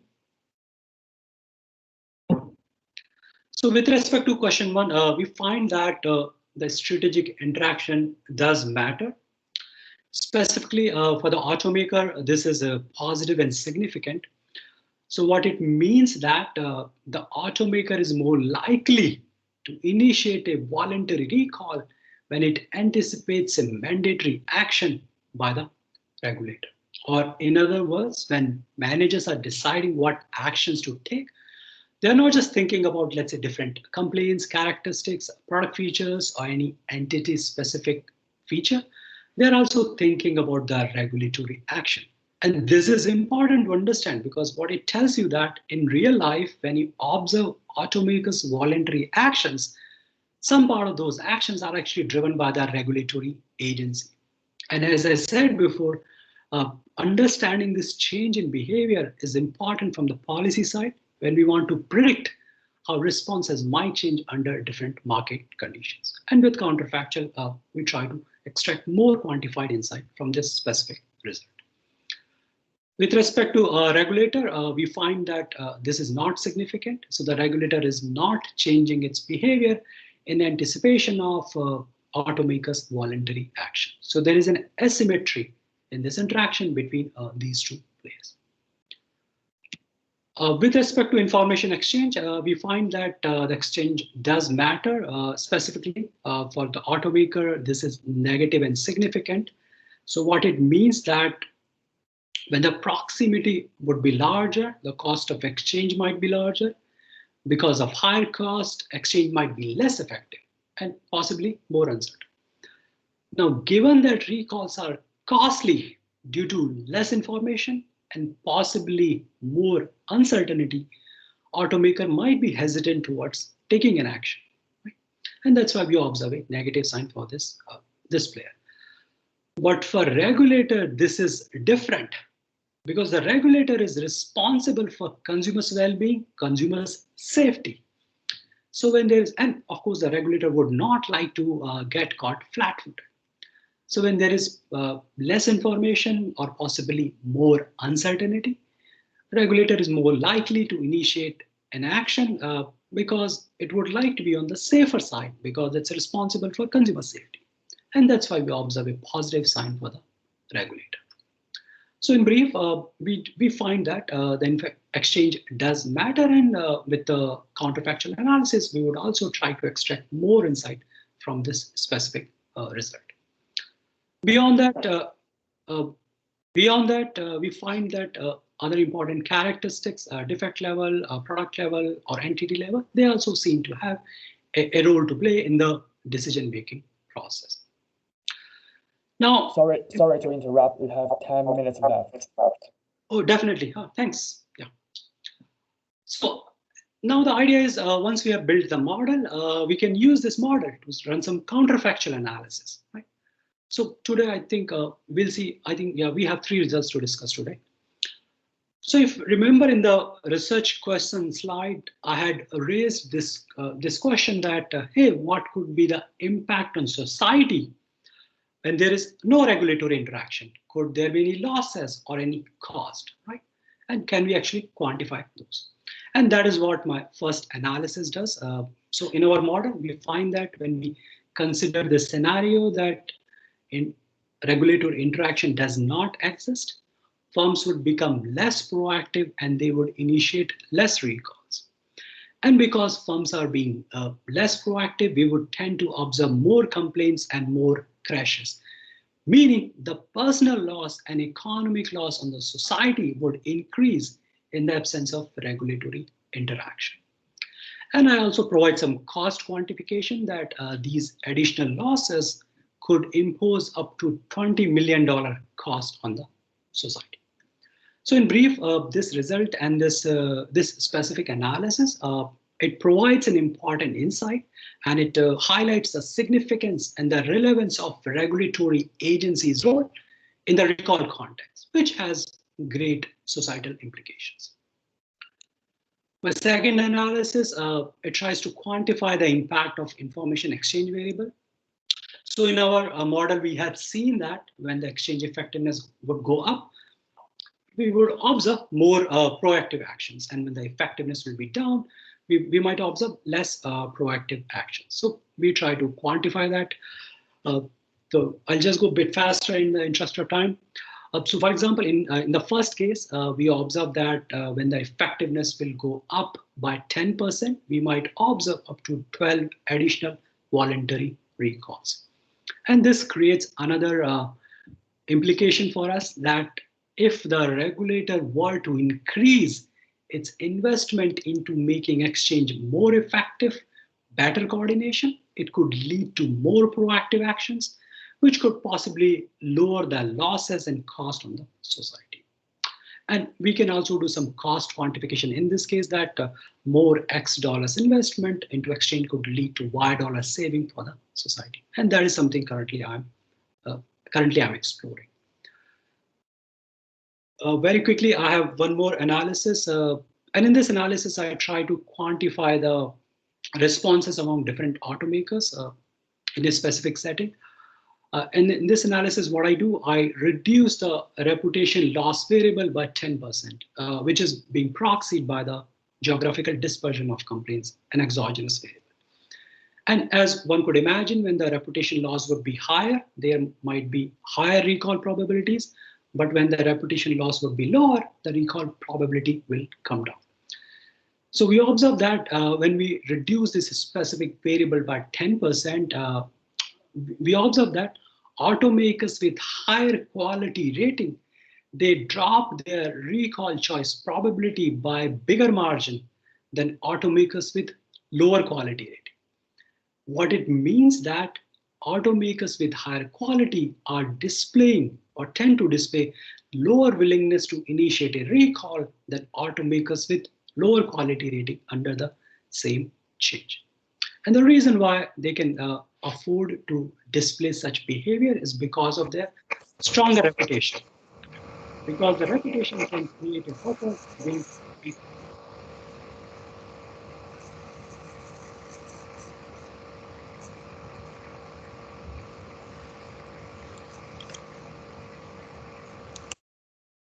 because of, thank you, because of stronger reputation, because the reputation can create a buffer against the recall negativity, automakers with higher quality can afford to drop their probability by bigger margin. And so we get this insight, which is also consistent with a few other studies in the recall literature where authors have talked about the positive role of reputation in the recall context. So we can run these kind of different analyses as well to extract more insight from this specific context. So these are the three analyses I had, and I think I have one more, but it's in my appendix.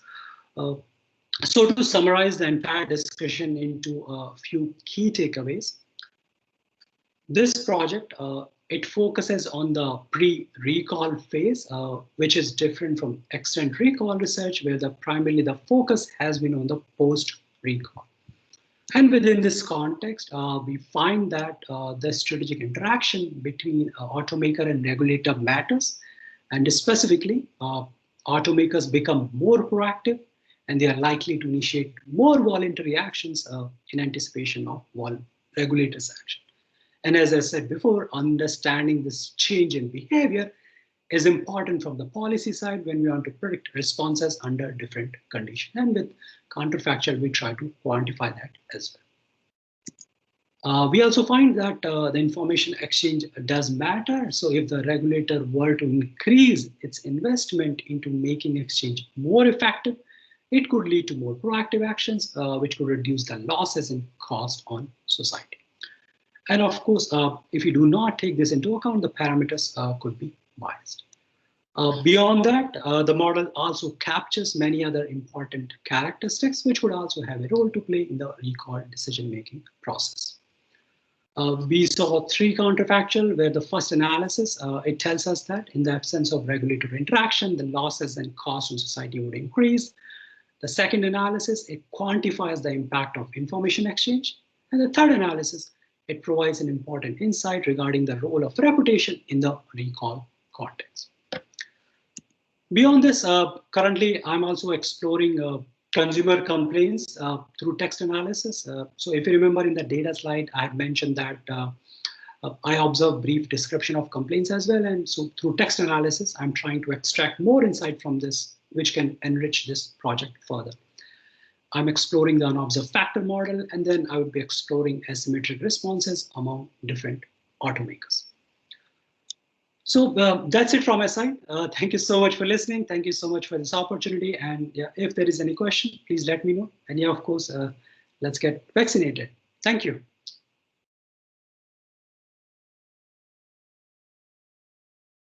Hello.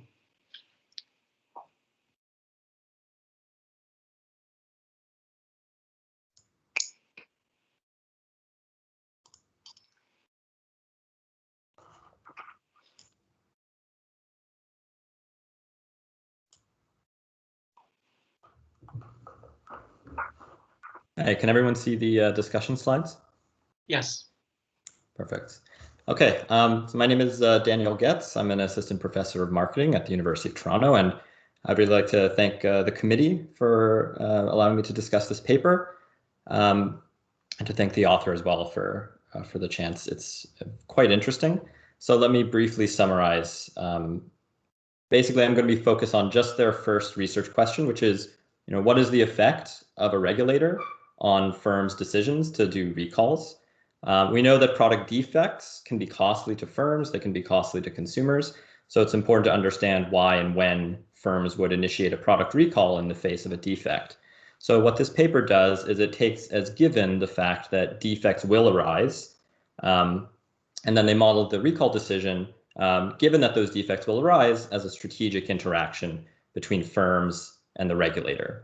So they use data from the automotive industry. They find that a firm is more likely to initiate a voluntary recall with a bunch of intuitive results. So if defects are more severe, as they proxy by number of crashes, number of complaints, you're more likely to recall. If it's a current year model, you're more likely to recall.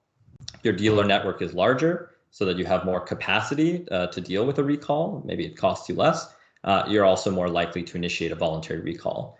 And then kind of the secret sauce of this paper is this modeling of the firm and the regulator as being in a discrete game with asymmetric information. So firm beliefs will affect its decision to recall. And if you believe the regulator is more likely to initiate a mandatory recall, then you yourself as the firm will be more likely to initiate a voluntary recall. So that's kind of the results that they find from estimating their model using the data. So I find these results very intuitive. It's a nice data-driven paper, extremely well motivated as well. They couldn't have picked a better industry for a question like this, I think. So my first comment has to do with identification of this regulator effect. Okay, so it's going to start out a little thorny, a little technical. So when we kind of estimate this probability, the probability that a firm will recall, that's kind of this first expression, this logit-looking probability. It's going to take this logit form, and on the top, you have features of the make and the model and the dealership network, things like that. It's all appearing in Xi, and then you have this term in orange, which is your belief, or which is the regulator's action, right? ARI, the regulator could set that equal to 1 and thereby initiate a mandatory recall. So the reason we have this expectation within the exponential on top is, you have beliefs over the likelihood the regulator will take that action.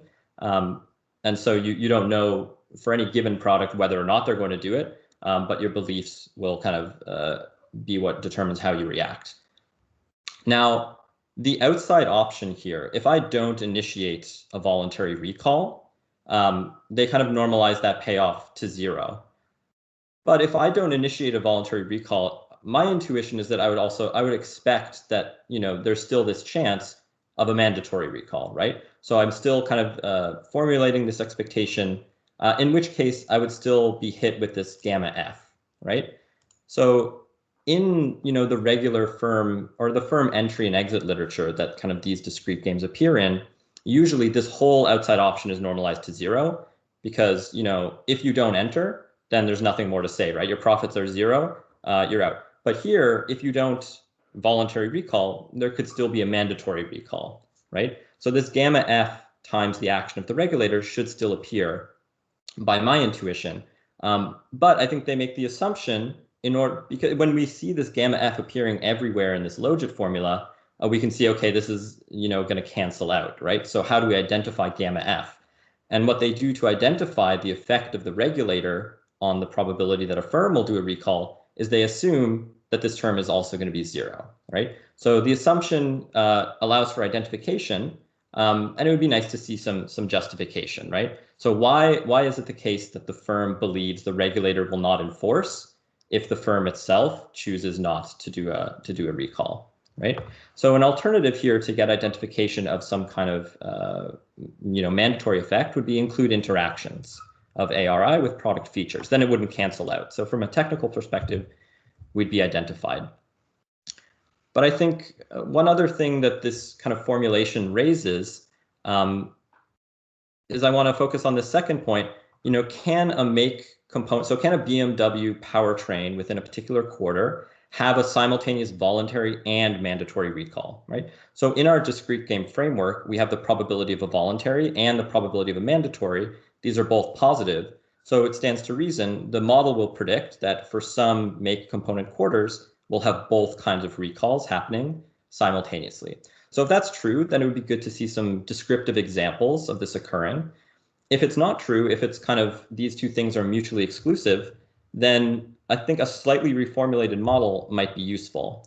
And this kind of reformulated model would also allow for identification of the regulator effect. So this model is now taking each kind of a recall decision as a small little independent discrete game. I, as the firm, move first. I have an expectation that if I don't recall, the regulator might jump in. So that's my outside option down here. But if I do recall, then I expect that the regulator will not enforce, right? So I've already recalled. They're not going to sort of double recall, right? And then the regulator acts, and they already know everything that's going on. So one of the advantages of this is now we can see how we would identify gamma F, right? It's not going to cancel out everywhere. Two, you wouldn't have these issues where there's a mandatory and a voluntary at the same time. I don't know if that's an issue. Maybe it's not. Maybe these things do happen. But another key advantage is that I think it might improve model fit. So when I thought this was a very striking graph here, where mandatory recalls go down over time, but voluntary, or they kind of go down around this sort of quarter 40, but voluntary seems to go up, right? Now in the model that's estimated, the higher my belief as a firm that I'm going to get regulated, that I'm going to get recalled for my make component part, the more likely I am to recall. So with that kind of strategic complementarity, you would expect these kind of lines to, the model's prediction for these lines would be they move together, right? Okay, I believe you're more likely to recall as the regulator. My beliefs are consistent in equilibrium, so you must be more likely to recall. And that's going to lead me to be more likely to initiate the voluntary recall.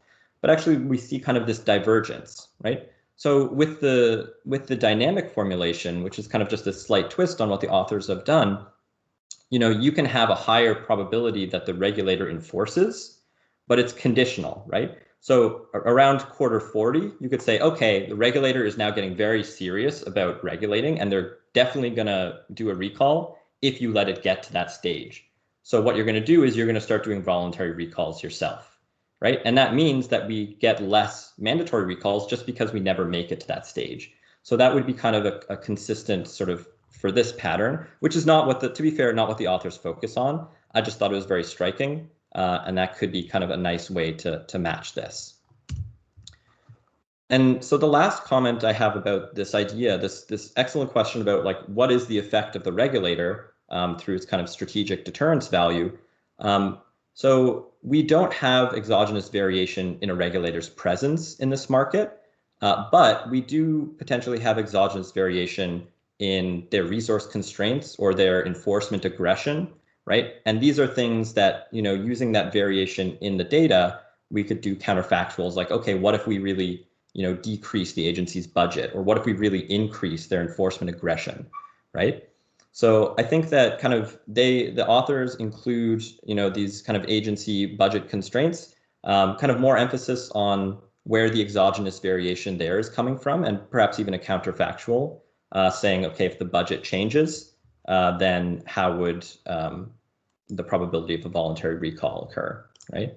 So, you know, administrative expenses are one maybe good source of exogenous variation. We also maybe have the idea that regulators can be more hostile to automakers or more cozy with them, right? So just in a bit of reading about this, one of the individuals they mentioned in their project, this Rosekind, who took leadership of the NHTSA, he was a very aggressive guy, right? So how do you include a counterfactual of an aggressive regulator? Maybe by slightly reformulating the regulator's objective functions so that they care not just about, say, consumer welfare like they currently do, but they also care about firm profits, right? And so if we skew them now away from firm profits and towards consumers, then we can kind of do this kind of shock. And I think that having this kind of exogenous variation to estimate and use in the counterfactuals would make their analysis about the presence of a regulator really credible. So that's all I have to say. I thoroughly enjoyed the paper. So I'll turn it back to someone else.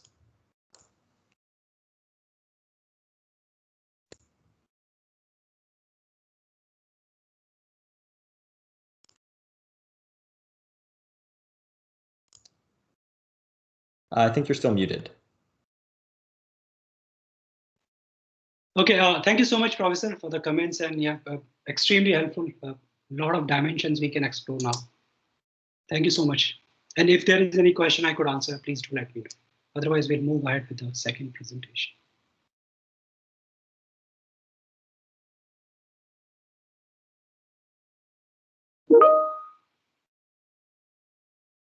Okay, thank you so much.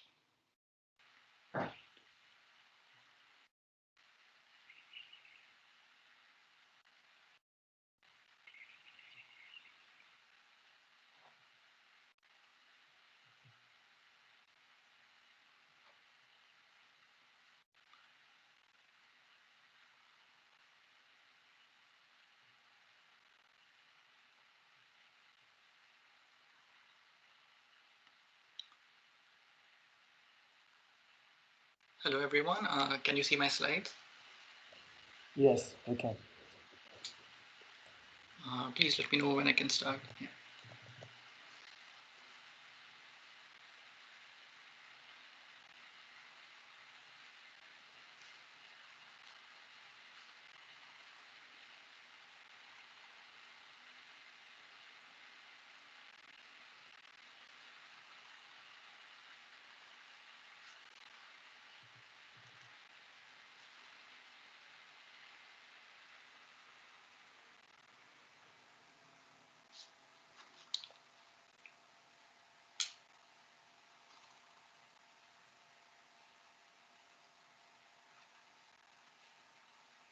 So can I start?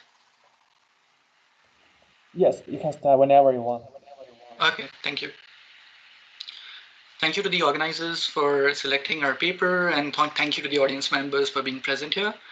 My name is Prashant Rajaram. I'm a PhD candidate in marketing at the University of Michigan, and I'm going to be presenting a paper which is a joint work with Puneet Manchanda, who's also at the University of Michigan.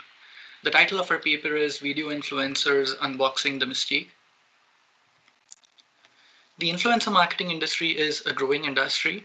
There has been a 4x growth in global spending on influencer marketing in the past 3 years, and the industry is expected to reach a global valuation of $10 billion by the end of 2020. This is because a lot of people are getting easily influenced by these influencers. This is also reflected in the statistic that 45% of people aged 18 to 34 years try something that is recommended by influencers. Here is an overview of the influencer marketing ecosystem. Brands partner with influencers so that influencers can promote their products to the end consumers. And oftentimes there are marketing agencies that act as intermediaries between these brands and these influencers. So why do brands care about influencers? One reason is that influencers have higher perceived source credibility. They have demonstrated expertise in a subject area, and the content that they talk about on their channel complements their area of expertise. A second reason is that influencers appear to be believable and genuine users of the product. For example, to the right side of your screen, you can see Wayne Goss, who's a famous makeup artist. And being a famous makeup artist, he appears to be a genuine user of makeup products. A second reason why brands care about influencers is because influencers have an existing follower base who watch their content, so brands want to capitalize on this follower base.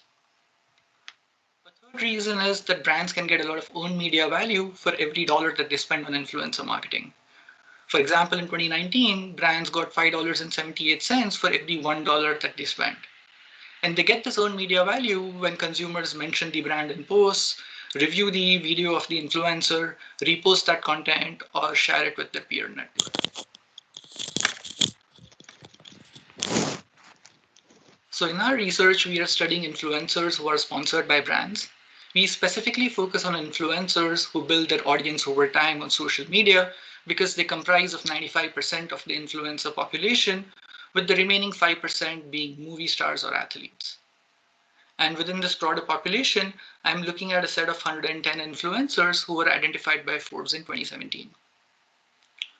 These influencers primarily reach their audience via custom videos, more so than they do with text or images. So a few examples of these videos are vlogs, educational videos, unboxing videos, reviews, etc. To the top right of your screen, you can see some prominent influencers. For example, PewDiePie is the influencer with the most subscribers on YouTube, and he and Atomic Marie are mainly classified as gaming influencers. Lily Singh and King Bak are entertainment influencers. Brian Kelly is a famous travel influencer, and WhatsApp Moms is a famous parenting influencer channel. Here is the thumbnail of a video from WhatsApp Moms. In this video, moms are telling other moms certain secrets for how they can go about saving when they shop at Target. So when you look up this video on YouTube, you would also see the title of the video, which says Budget 5 Secrets for Savings at Target. And then you would see the thumbnail of the video, the name of the channel, the number of views it already has, and when it was posted. In addition, you can also see a small description beside the thumbnail of the video. So if you click on the thumbnail of the video, you would see the video start playing. So let's take a look at the first 1 minute of the video. Hopefully you should be able to hear the sound, but if not, you can also look at the captions below the video. Hi! Hey guys, let's find some deals at Target. You can spend so much money at Target if you're not careful, so here are my secrets for saving big. I'm Catherine, a former teacher, and I'm passionate about finding easy ways to stay on budget and save money. Tip 1 is know the layout. When you first walk into the store, definitely stop by Bullseye's Playground, especially during major holidays. The best scores there are kids' toys, learning activities, and home decor items, all of it priced between $1 and $5. As you walk through the store, go to the inner end caps and you'll find groups of clearanced items all together. So back in the day, all the clearances at Target were red and now they're yellow, so look for the yellow sign. Tip 2 is read the tags. So I showed you about a minute of this video, and if you may have noticed, the influencer showed the brand logo of Target 2 times in the video and mentioned the word Target 3 times within the first 1 minute of the video. So now in this video, a lot of things are happening and we do not know what is it about these videos that make them so appealing. So our research objective is to uncover influencer video elements across text, audio, and images that increase viewer appeal. And by viewer appeal, I mean outcome variables such as views, interaction rates, and sentiment that can be obtained from publicly available data. And our goal is to achieve both interpretability and predictability. By interpretability, I mean that we would like to interpret the relationship between these video elements and these outcome variables. And by predictability, I mean that we would like to predict these outcome variables for a new video that has been created by the influencer. Let's take a look at what's already been studied in the literature. The influencer marketing literature has mainly focused on text data, but now also on audio data. But when we look at the broader stream of literature on unstructured data analysis that studies text, images, as well as audio, we find that the literature has made a trade-off between interpretability and predictability. That is, both these goals have not been accomplished at the same time. So let me explain this trade-off with the help of an example, and then I'll provide you some intuition on how we go about avoiding this trade-off in our research. Let's take the title of the video that we just saw, which says Budget 5 Secrets for Saving at Target. Now ex ante, we can extract whether a brand is present or not in the title, and then interpret the relationship between brand presence and views using either a simple regression model or maybe even a more fancy deep learning model. However, if we want to predict what would be the views for the video using just brand presence, then we won't be able to do as well because we are missing out on capturing information from the other words in the title of the video.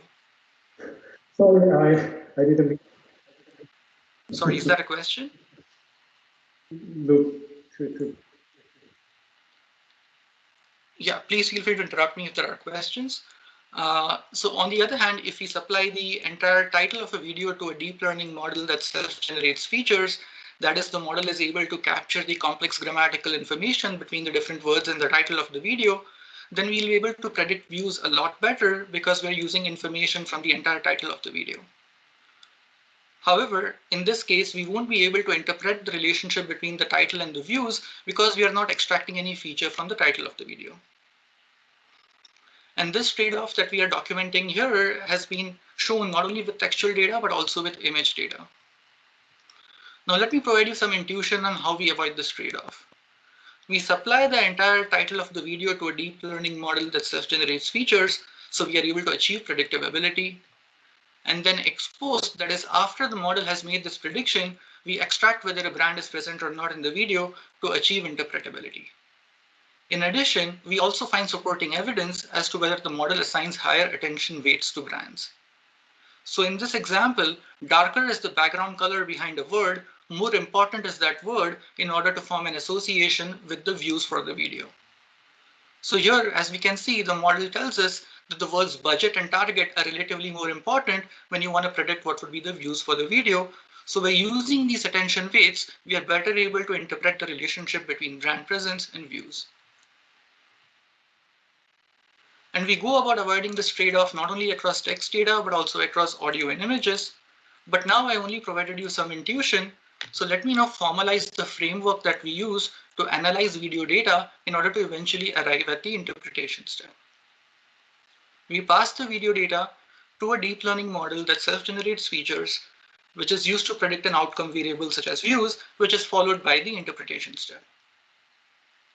The deep learning model takes the advantage of transfer learning.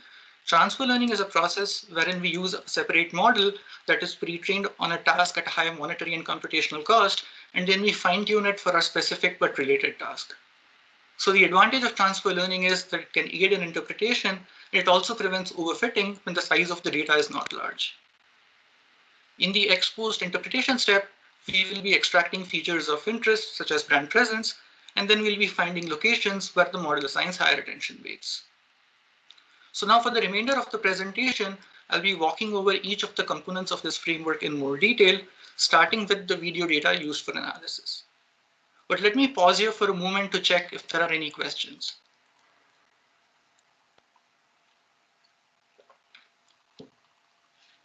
Okay, it seems no questions so far. Thank you. So the video data that we use for analysis comprises of a random sample of 1650 videos. And we get this data from the set of 110 influencers that I'd mentioned initially. And these influencers span 11 product categories. So from these 11 categories, I randomly choose 3 influencers per category. And then we randomly choose 50 videos per influencer to get a set of 1650 videos. And we scrape this data from YouTube using its data API version 3. And then we can divide this data into either unstructured or structured data. So unstructured data would comprise of text, audio, and images, whereas structured data would comprise of, say, the video length, the time of posting, information on whether the video was part of a playlist, fixed effects, etc. So if we take a deeper look at what are these unstructured features of videos, we can see that the textual data would comprise of the title of the video, the description of the video, and the captions or transcript of the video. The audio data would comprise of the audio file, and the images would comprise of the thumbnail of the video, and we extract 5 equally spaced frames in the first 30 seconds. So the reason that we look at the first 30 seconds for the images in the video, the audio, and the captions is because that is the minimum duration of content that you need to view for the view count to increase by 1. But going forward, we also conduct robustness checks with the middle 30 seconds and the end 30 seconds of videos. So now that I've talked to you about the video data, let me talk to you about the outcome variables that we care about. A recent survey of 4,000 plus brand representatives and agency personnel who work in the influencer marketing industry revealed that the outcomes that brands care about are sales, interaction rates, and views. Now, unfortunately, we cannot obtain sales data from publicly available information, so we focus on the remaining outcomes. We obtain views directly from the API. For interaction rates, we construct variables based on the variables we obtain from the API. So we have comments per view or engagement, likes per view or popularity, and likes per dislike or likability. And these are based on standard industry metrics. And lastly, we obtain the average sentiment in the top 25 comments below a video, and we divide the sentiment into positive or not positive using Google's NLP API. So the reason that we focus on sentiment is because past literature in advertising has found that the visual and verbal components of ads have a direct effect on attitude towards the ad, which in turn has a direct effect on overall brand attitude, including attitude towards purchasing and using the product. So sentiment can act as a proxy for sales. And when we look at the correlation between these 5 outcome variables, we find that they have only low to moderate correlation, so they are likely capturing different underlying constructs. So now that I've talked to you about the data and the outcome, let me give you a brief intuition about the deep learning models that we use to capture the association between the video data and the outcome variables. Let's start with the text model. The key point about the text model is that it finds important words in text while capturing contextual usage, and we accomplish this with the help of the bidirectional encoder representation from the transformer framework, which measures attention weights for each word simultaneously. So let's take the title of the video that we just saw and pass it as input to the model, which tokenizes the words in the title and appends the first token with the classifier or CLS token. And this goes on to an initial word embedding layer, followed by a positional encoding layer. And then this goes through a series of 12 encoders, which are arranged sequentially, which captures these contextual usage of these words, and they also have an attention mechanism. The reason that the model can capture the contextual usage of words is because it is pre-trained on the book corpus data and English Wikipedia data to predict masked words and next sentence following a given sentence. And then the output of the classifier token goes through another convolutional feed-forward layer, and then it goes to an output layer, which corresponds to one of our 5 outcome variables. So we measure these attention weights corresponding to the classifier token from the output of the 12th encoder, which tells me how important are the different words in the title of the video.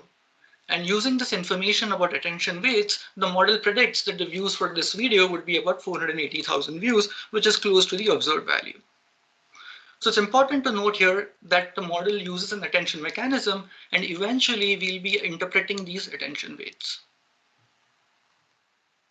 The key point about the audio model is that it finds the important moments in the audio file. And this is accomplished with the help of 3 frameworks. The first is the YAMLet framework. So it generates a MEL spectrogram from the audio signal to characterize the key features. This is followed by a transformational layer, which identifies the important elements in the spectrogram and then helps identify sounds from 521 classes, such as speech, music, etc. And the model is able to do this because it is pre-trained on the audio set data that was released by Google in 2017. And this data comprises of more than 2 million human-labeled 10-second soundtracks. I follow this up with a bidirectional LSTM layer that captures the sequential interdependence between moments of sound. And then I append this layer with an attention mechanism that I borrow from the literature on neural machine translation, which helps us identify how important are different moments of sound in order to form an association between the data and our outcome variables. So again, the key point to remember here is that we'll be eventually interpreting these attention weights to figure out which are the important movements in the audio file. The key point about the image model is that it finds out which are the important pixels in an image of a video. This is again accomplished with the help of 2 frameworks. The first is the EfficientNet B7 framework, which is a high-performing and relatively efficient model as it uses only 66 million parameters as compared to other models which equally predict well but have 8 times the number of parameters. So the model takes as input, say, the thumbnail of the video that we just saw and passes it through a series of convolutions and is connected to the output layer. And the model is able to identify important aspects in an image because it's pre-trained on more than 1.2 million images from the ImageNet dataset and 300 million images from the JFT dataset. And then I identify the salient areas in an image by finding the gradient or the derivative between the outcome and the pixels of the image. So if the gradient is positive, that means those pixels have a positive association with the outcome, whereas if the gradient is negative, it means those pixels have a negative association with the outcome. On the other hand, if we have 5 video frames that we extract from the first 30 seconds of the video and pass it as input to the model, then each frame goes as input to 5 different EfficientNet models, which is followed by a bidirectional LSTM layer, which captures the sequential information from successive video frames. And as done before, we find out the gradients between the output layer and each of the 5 models to figure out which are the important pixels in each of the 5 image frames. So again, the key point to take away here is that we'll be interpreting these gradient values going forward to figure out which are the important areas in an image. Now, let me talk about how do we combine the information from the 3 models that we just saw to find the holistic effect. So we take the predictions from the 3 deep learning models that we just saw, and we combine it with structured features such as video length, time of posting, etc. to find the holistic effect. And we test different linear and nonlinear models, and we interestingly find that rich regression achieves the best fit. So the other models that we used are OLS, Lasso, ElasticNet, and nonlinear models are deep neural net, random forest, and XGBoost. So the fact that rich regression performs the best here demonstrates that the structured features, when combined with the predictions from the 3 models, primarily have a linear effect on the outcome variable. Before I go on to the interpretation step, let me again pause here for a moment to check if there are any questions.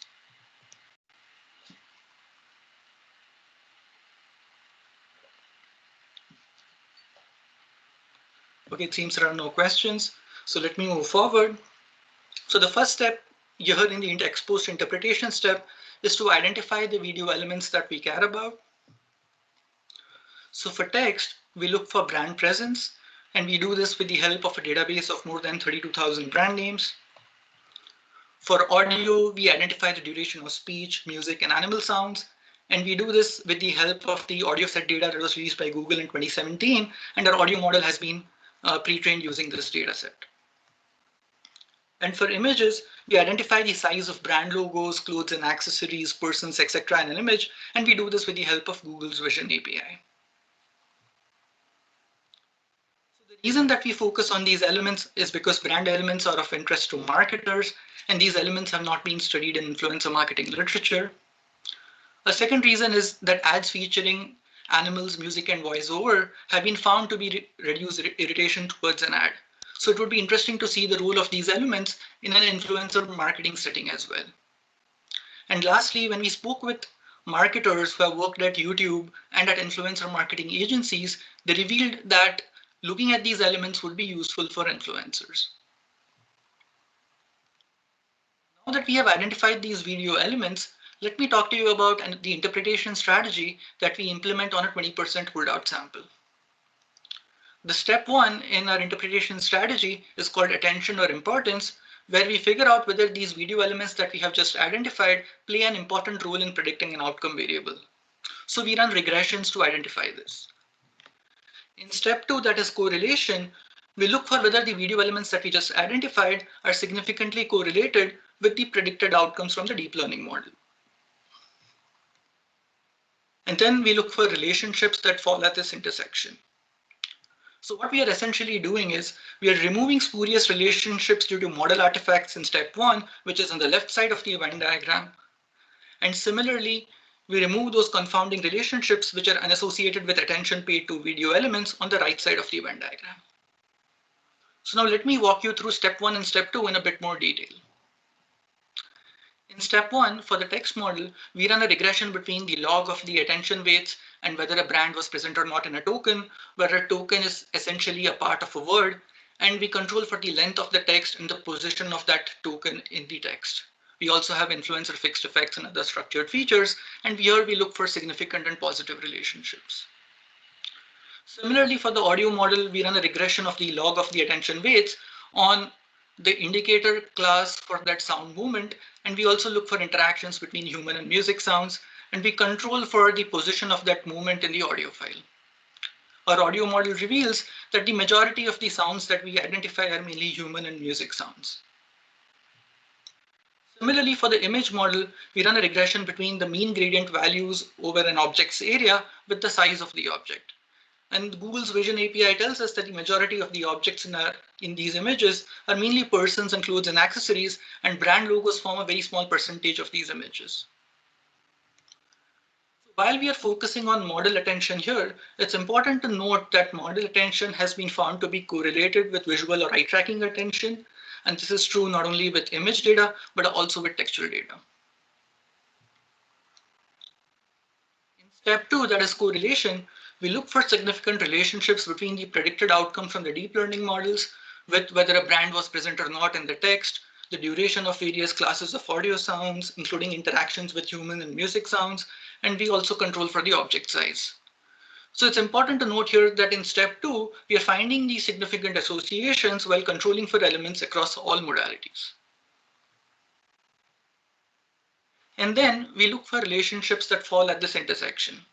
So what we find is that there are 46 significant relationships in step one and 28 in step two, and we find 12 significant relationships that fall at this intersection, which can be shortlisted for formal causal testing.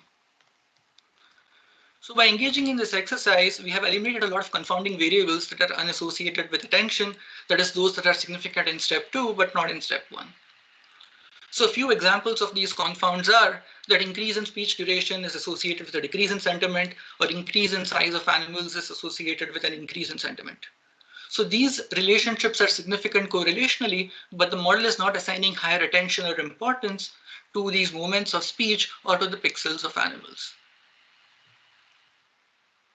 So now let me talk to you about some of the key interpretations that lie at the intersection of step 1 and step 2. The key interpretation from the text model is that brand mentions and captions or transcript are associated with a 32% increase in attention directed to the brand, but an 87% decrease in predicted sentiment. And we find that these effects are not homogeneous with the help of a ridge regression model. And you can visualize this in the following graph, where on the x-axis we have attention weights, and on the y-axis we have sentiment. So the brands that are driving the main effect are those that lie in the fourth quadrant, which have a positive attention weight and a negative sentiment.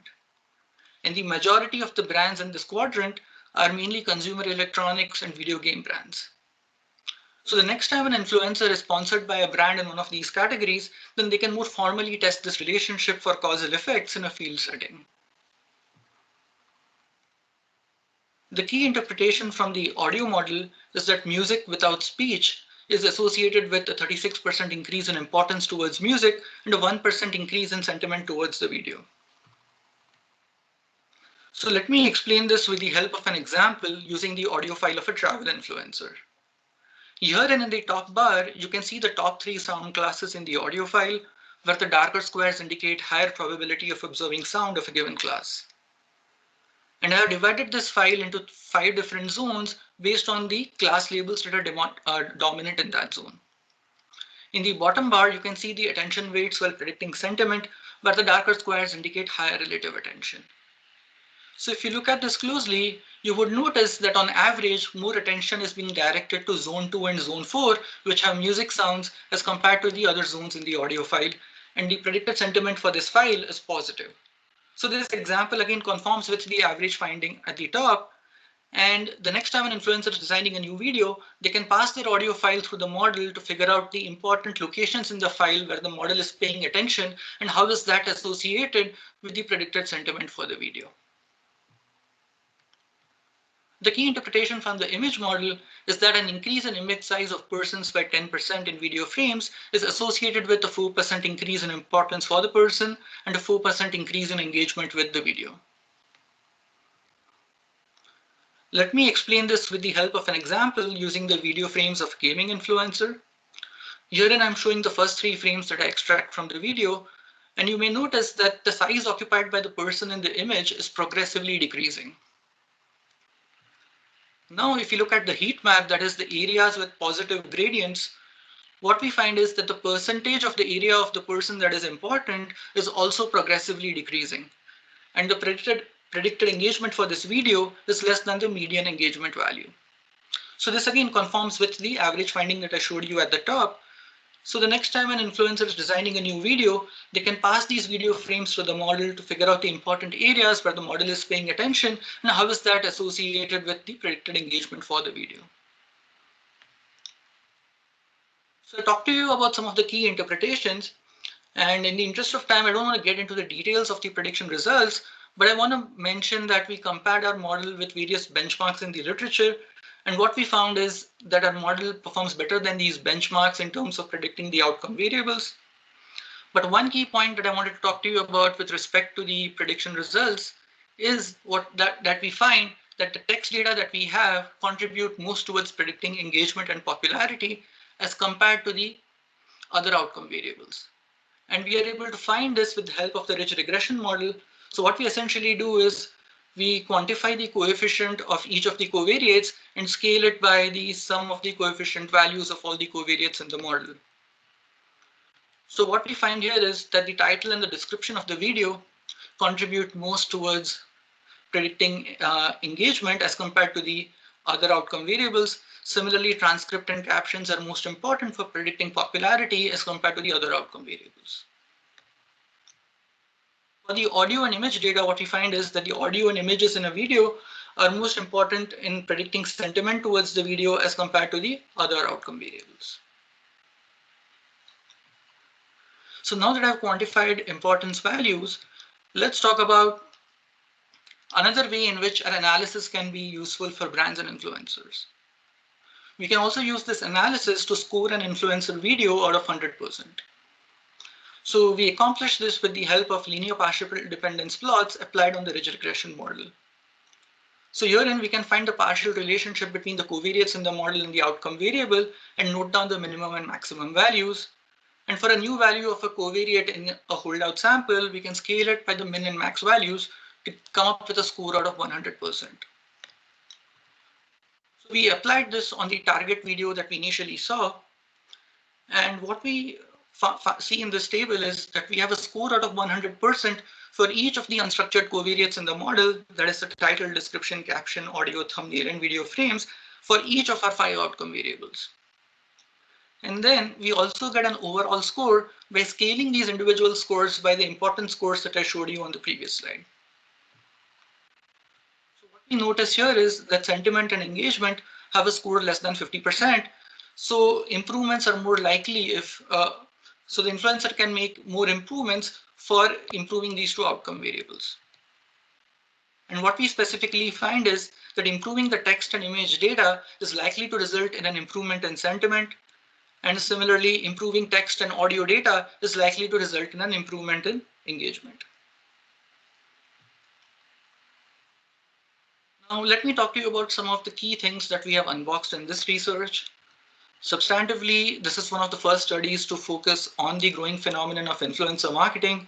And we are providing influencers and brands with a lens to analyze and improve influencer videos.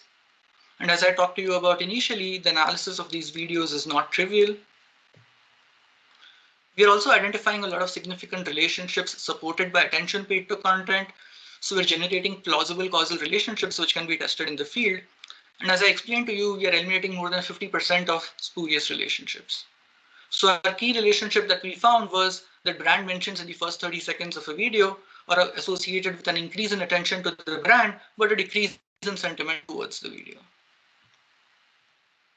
Methodologically, we are coming up with a general framework to interpret relationships between unstructured data across text, audio, and images and marketing outcomes, and we are filtering out confounding relationships unassociated with attention paid to elements, and at the same time, we are not trading off predictive power for interpretation potential. We also feel that our framework can be adopted to other video settings, such as educational videos or political videos. Thank you so much, and I'll welcome any questions that you have.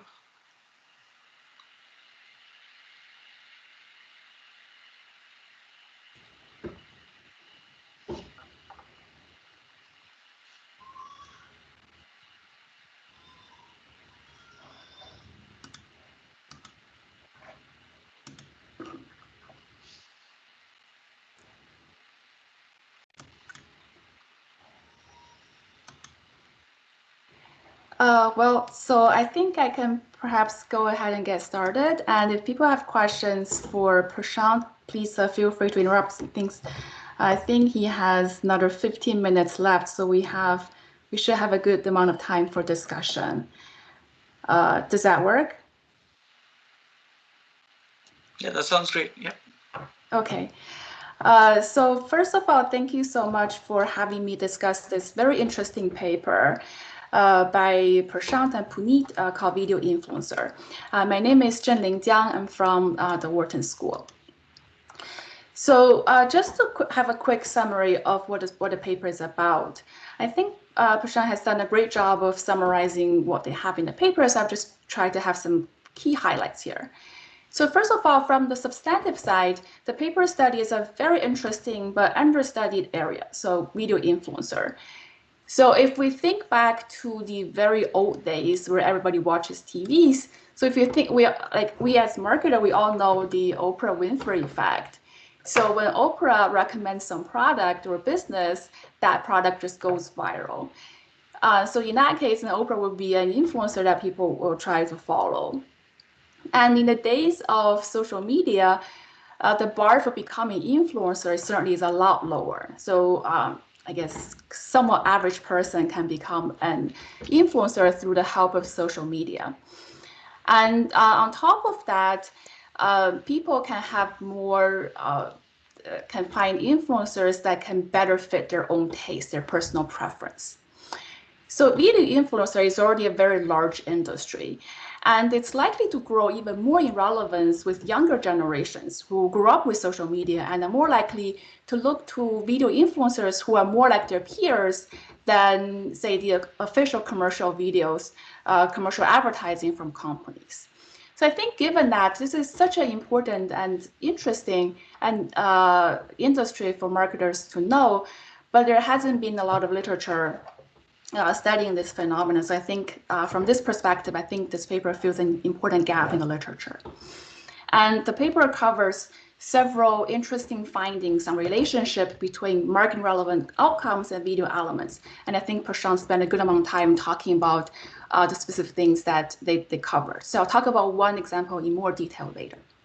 Okay, so that's more on the substantive side on video influencer. The other side is more on the methodology side, and I think this is perhaps even more contribution to the literature than the substantive side. So the paper introduced several state-of-the-art deep learning model into marketing, and they have both text, audio, and image data. So 3 types of different inputs to deep learning models. And so most deep learning models papers focused on like 1 or 2 type. So I do applaud the author for being very ambitious and take on 3 different types of inputs that require different type of modeling techniques. And then another thing, which is kind of not contribution, but I do find it to be very thoroughly done, is that they don't stop at just borrowing, okay, this is the latest model that is out there.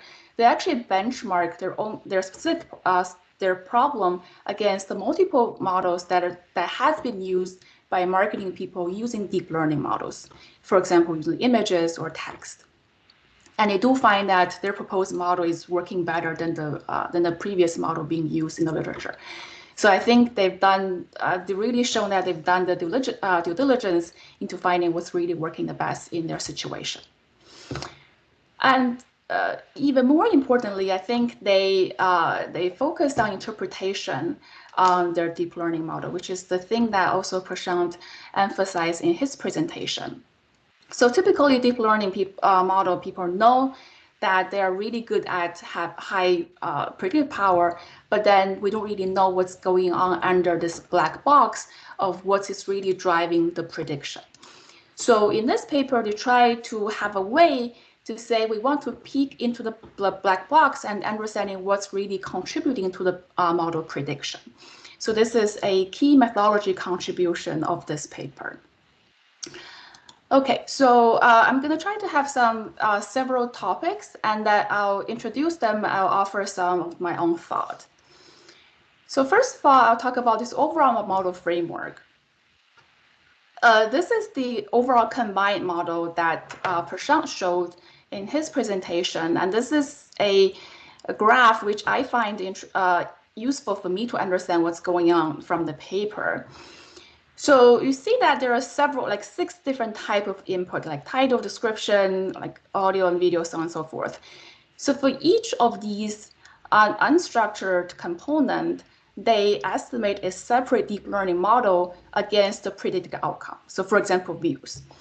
So then they have the 6 individual deep learning models, each of which will produce the predicted outcome y hat, and that this bunch of 6 y hats along with the structure feature x will go into this overall function g.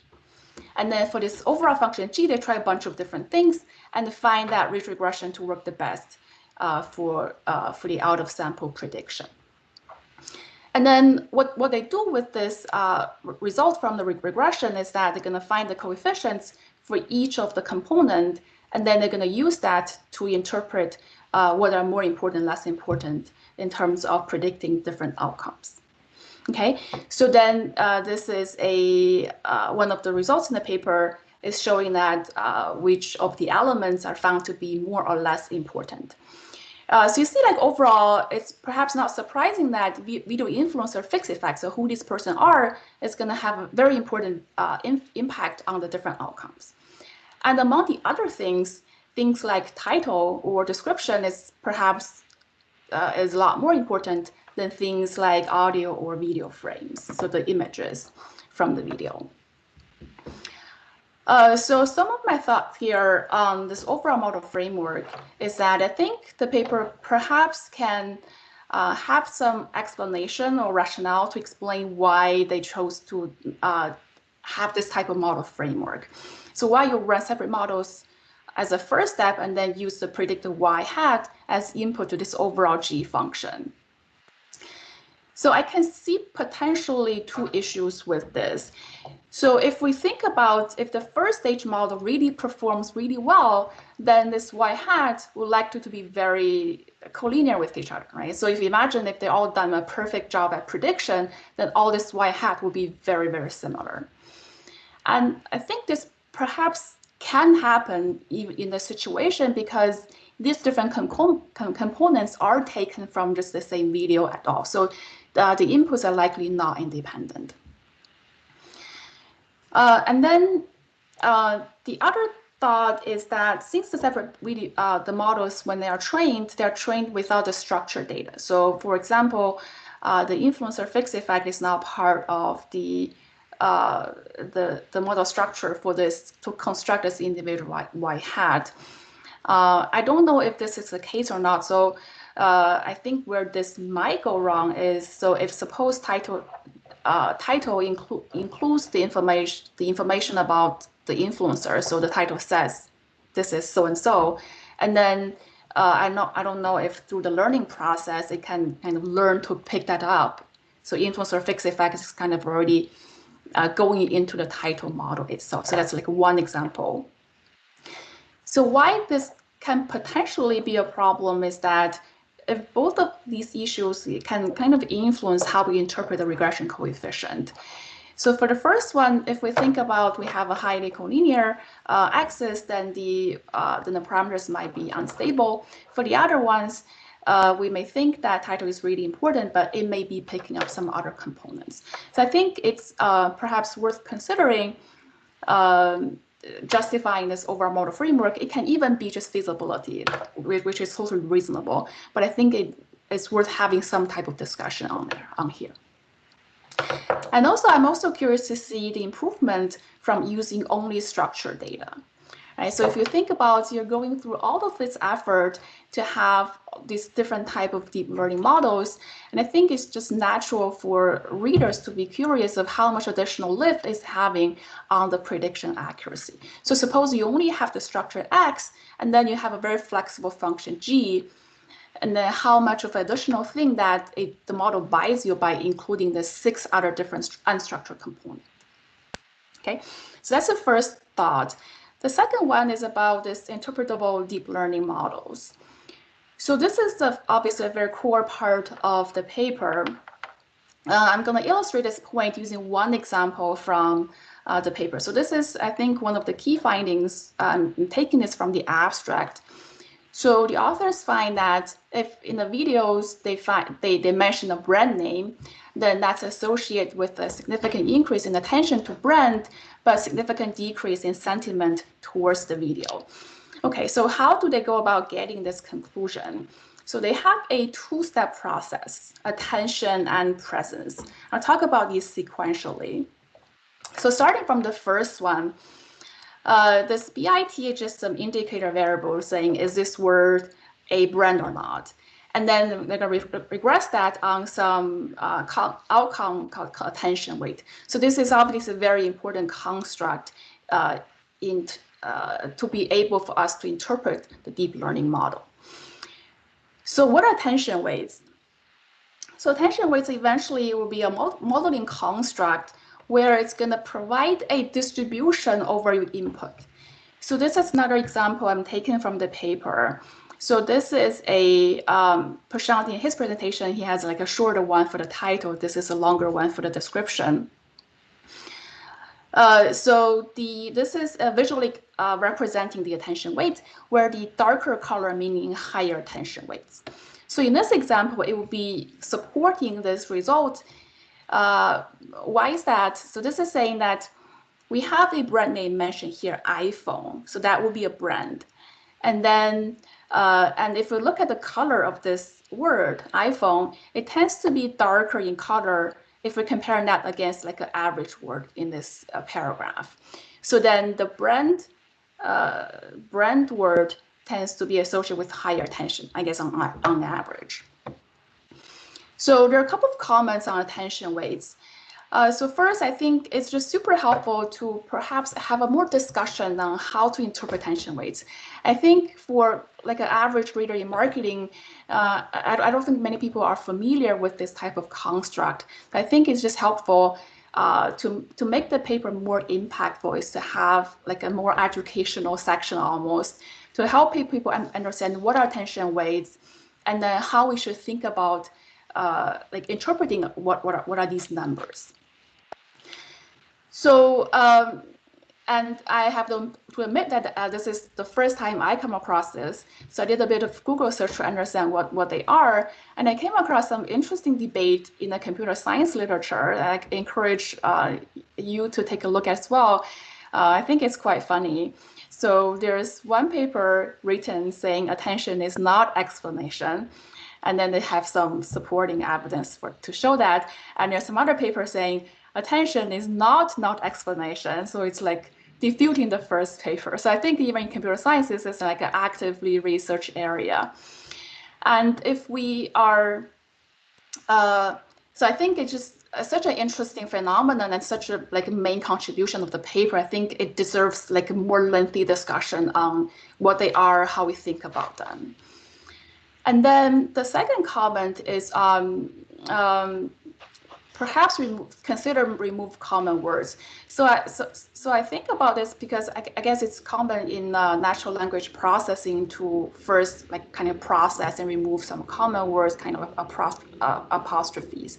So the reason I think about that is if we're just staring at this example, then we see that kind of the highest attention is the kind of strange things that the model is picking up, so like the, or this apostrophe, or there's some other random things that we wouldn't really think that they will predict the sentiment that people have towards the video.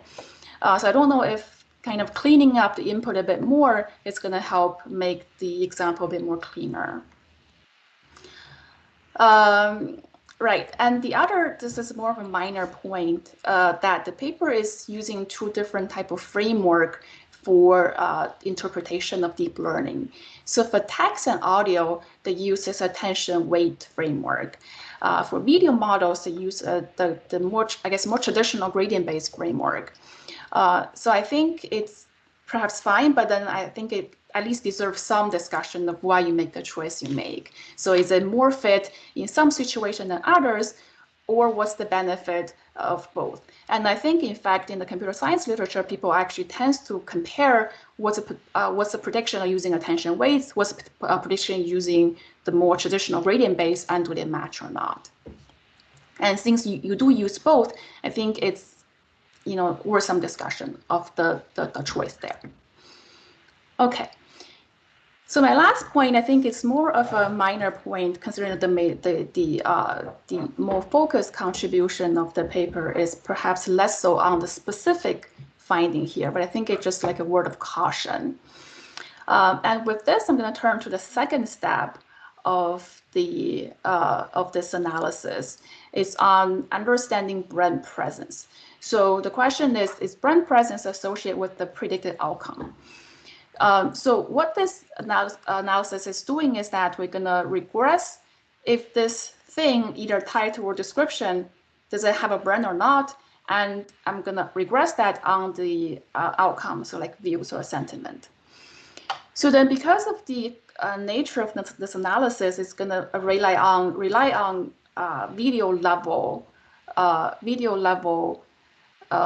data. So then if we think about the underlying data that goes into the analysis. So I'm just doing some quick back of envelope calculation, starting from this overall size and then what percentage of video actually have a brand mention in the caption or transcript. The number gets lower pretty quickly. So then we'll get to about 275 videos with brand mention. And when we think about the actual estimation sample, about 60%, it gets to be even lower. And what's perhaps a bit And to limit this perhaps even more is that the analysis has influencer fixed effects. So essentially, we're going to compare the videos from the same influencer if they have brand mention or not. And I think it's perhaps a little more limiting if we're considered to look at individual brands. So then starting from this many videos, and then if we think about how many videos are contributing to the results for each one, then I think perhaps just like add a word of robustness or how we think about generalizing the results beyond the current sample. I do understand that doing deep learning is very computationally intensive, and you have to make some choice about limiting the size. Otherwise, you're just going to run for 2 years. So I think that's sometimes just the design choice that we as researchers have to make. But I think just a word of caution or acknowledge that this might be based on just the selected samples that we have, and then perhaps we can also do some type of bootstrapping with this, just the last step, just to see the robustness of the finding. Okay. So that's all I have prepared. So some final thoughts. I think this is a very interesting and thought-provoking paper. And I really think of this paper as a pioneer work in a really important and understudied industry. And I hope that this paper will inspire a lot more papers looking through questions in the influencer marketing market. And as I'm reading through, I'm kind of thinking about things myself. So like one thing is, can deep learning characterize videos from different influencers? And we can assess a match value with brands. So you can think about if brands are, like companies are trying to select the influencer to pick from, and they have like so many, so they don't want to go through the videos themselves to select the one that fit their brand, so they can have leveraged the modeling to study the previous videos and see which one fits their brand personality. So I think that's what an interesting paper does, right? So you're reading the paper and you find it so engaging, so you could start thinking about other things that you can do that's built upon the current paper. And more importantly, I think the paper brings in a lot of new technologies to solve interesting marketing questions, and I think it's definitely to be applauded for that. And I can see definitely high potential impact from both academia and practice. And that's all I have. Thank you so much. Thank you so much, Zhenling. I think it was a really great summary and great points to look at, and we'll make a note of all these points and address them. Thank you so much. Yeah, thank you for writing an interesting paper. Yeah, I think for the remaining time, if people have questions for the authors, I think they can feel free to jump in. I think there is a question from the chat. Okay. So can you see the chat? Yes, I can. Yep. Okay. So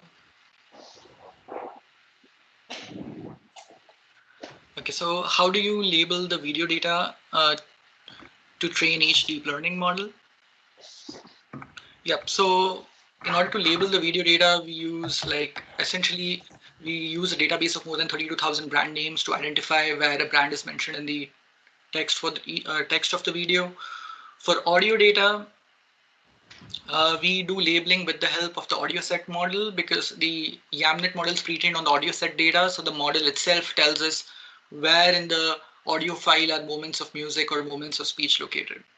And for the image data, we use Google's Vision API. So the Vision API essentially tells us the locations in the image where different objects are located. So it will tell you the rectangular bounding boxes corresponding to each image. And that is how we label the video data. And the second question was, how can you extract gradient in the deep learning model to represent the relationship between image pixel and outcome? So this is based on Selvaraju et al.'s GradCam approach. So it essentially finds derivative between the outcome layer and the activation layer following the last convolutional layer in the image model. So we slightly modify that approach to also capture negative gradients. So by taking this derivative, the model tells us that these are the pixels associated with a positive gradient value, whereas the other pixels are associated with a negative gradient value. So then we are able to make that interpretation. Thank you for that question, Wenji. Prashant, thank you again for stimulating presentation discussion too. Have you trying GPT-3 against BERT? Not yet. No, we haven't. Shows We haven't mostly done Google based. Yeah. Thank you for that. Yeah. Right. We didn't try GPT. Yeah. My feeling is with GPT-3 is kind of leapfrogged a lot of these. I have a feeling that you know, you be able to get I mean, it's just a hunch. I don't know, but something for you to think about. Yep, thank you for that. When we looked at the literature on textual data analysis has traditionally used CNNs and LSTMs in the marketing literature. So that's why we went with BERT, which is now like 2 or 3 years old in the machine learning community. And there are, yes, obviously more advanced models than BERT that have come out. So yes, we could naturally look at that to see if prediction results could potentially improve as compared to BERT. Yeah. Thank you. Thank you.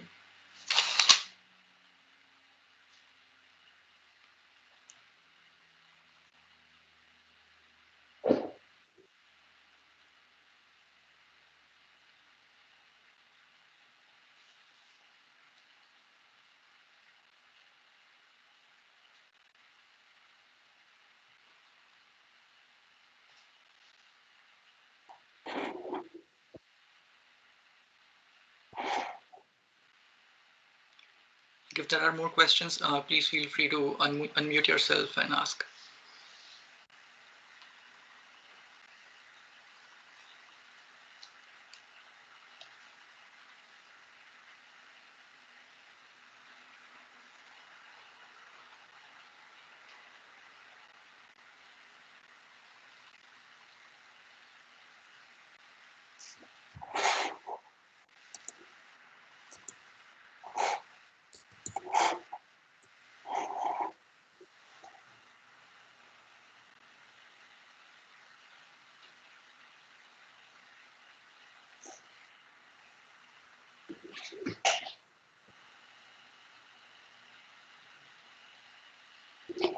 Okay, I guess I will ask a question. So, I mean, a lot of this deep learning terminology here is beyond my very limited knowledge about machine learning. But I just wonder, because you use these top influencers, right? That's your empirical sample. And I understand from methodological point of view, this method probably you can apply to any kind of, you know, video influencers of your interest. But just wonder, like for these substantive results, like for example, brand logo, brand mention, to what extent do you think, you know, depends on whether it's like the top influencers and the micro influencers, or, you know, aspiring to be influencers? I mean, to what extent those will still hold? Thank you for your question. So yes, we do use the 110 influencers identified by Forbes, but they are the important influencers across Facebook, Twitter, YouTube, Instagram. So when we look at the presence of these influencers only across YouTube, what we find is that we have a mixture of micro influencers, medium-sized influencers, and even mega influencers. So our sample comprises of all three categories of influencers, but the important thing to note here is that this is the influencers that get sponsorship from brands. So we're only looking at influencers who are getting sponsorship, but span the micro to mega range. So our findings would be applicable for these sets of influencers who get sponsorship, but these findings may not translate to influencers who never get sponsorship because they're not a part of our sample. And the reason that we chose to focus on these influencers is because we wanted to focus on brand sponsorship as one of the important areas of focus of the paper. Okay, thank you. Thank you. Thank you.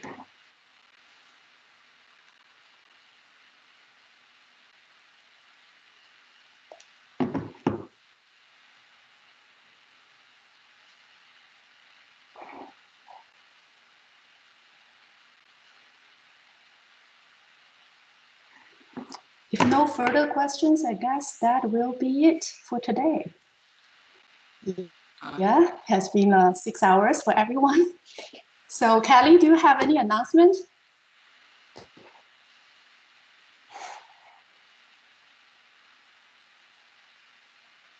I don't know whether Kelly probably in a different room. So I guess, you know, if no further questions, thank you And thank for our presenter and the discussant. I guess everybody now can, relax, and we will come back tomorrow for another 4 very exciting presentations. All right. See you tomorrow. Bye. Thank you again, Zenling. Bye.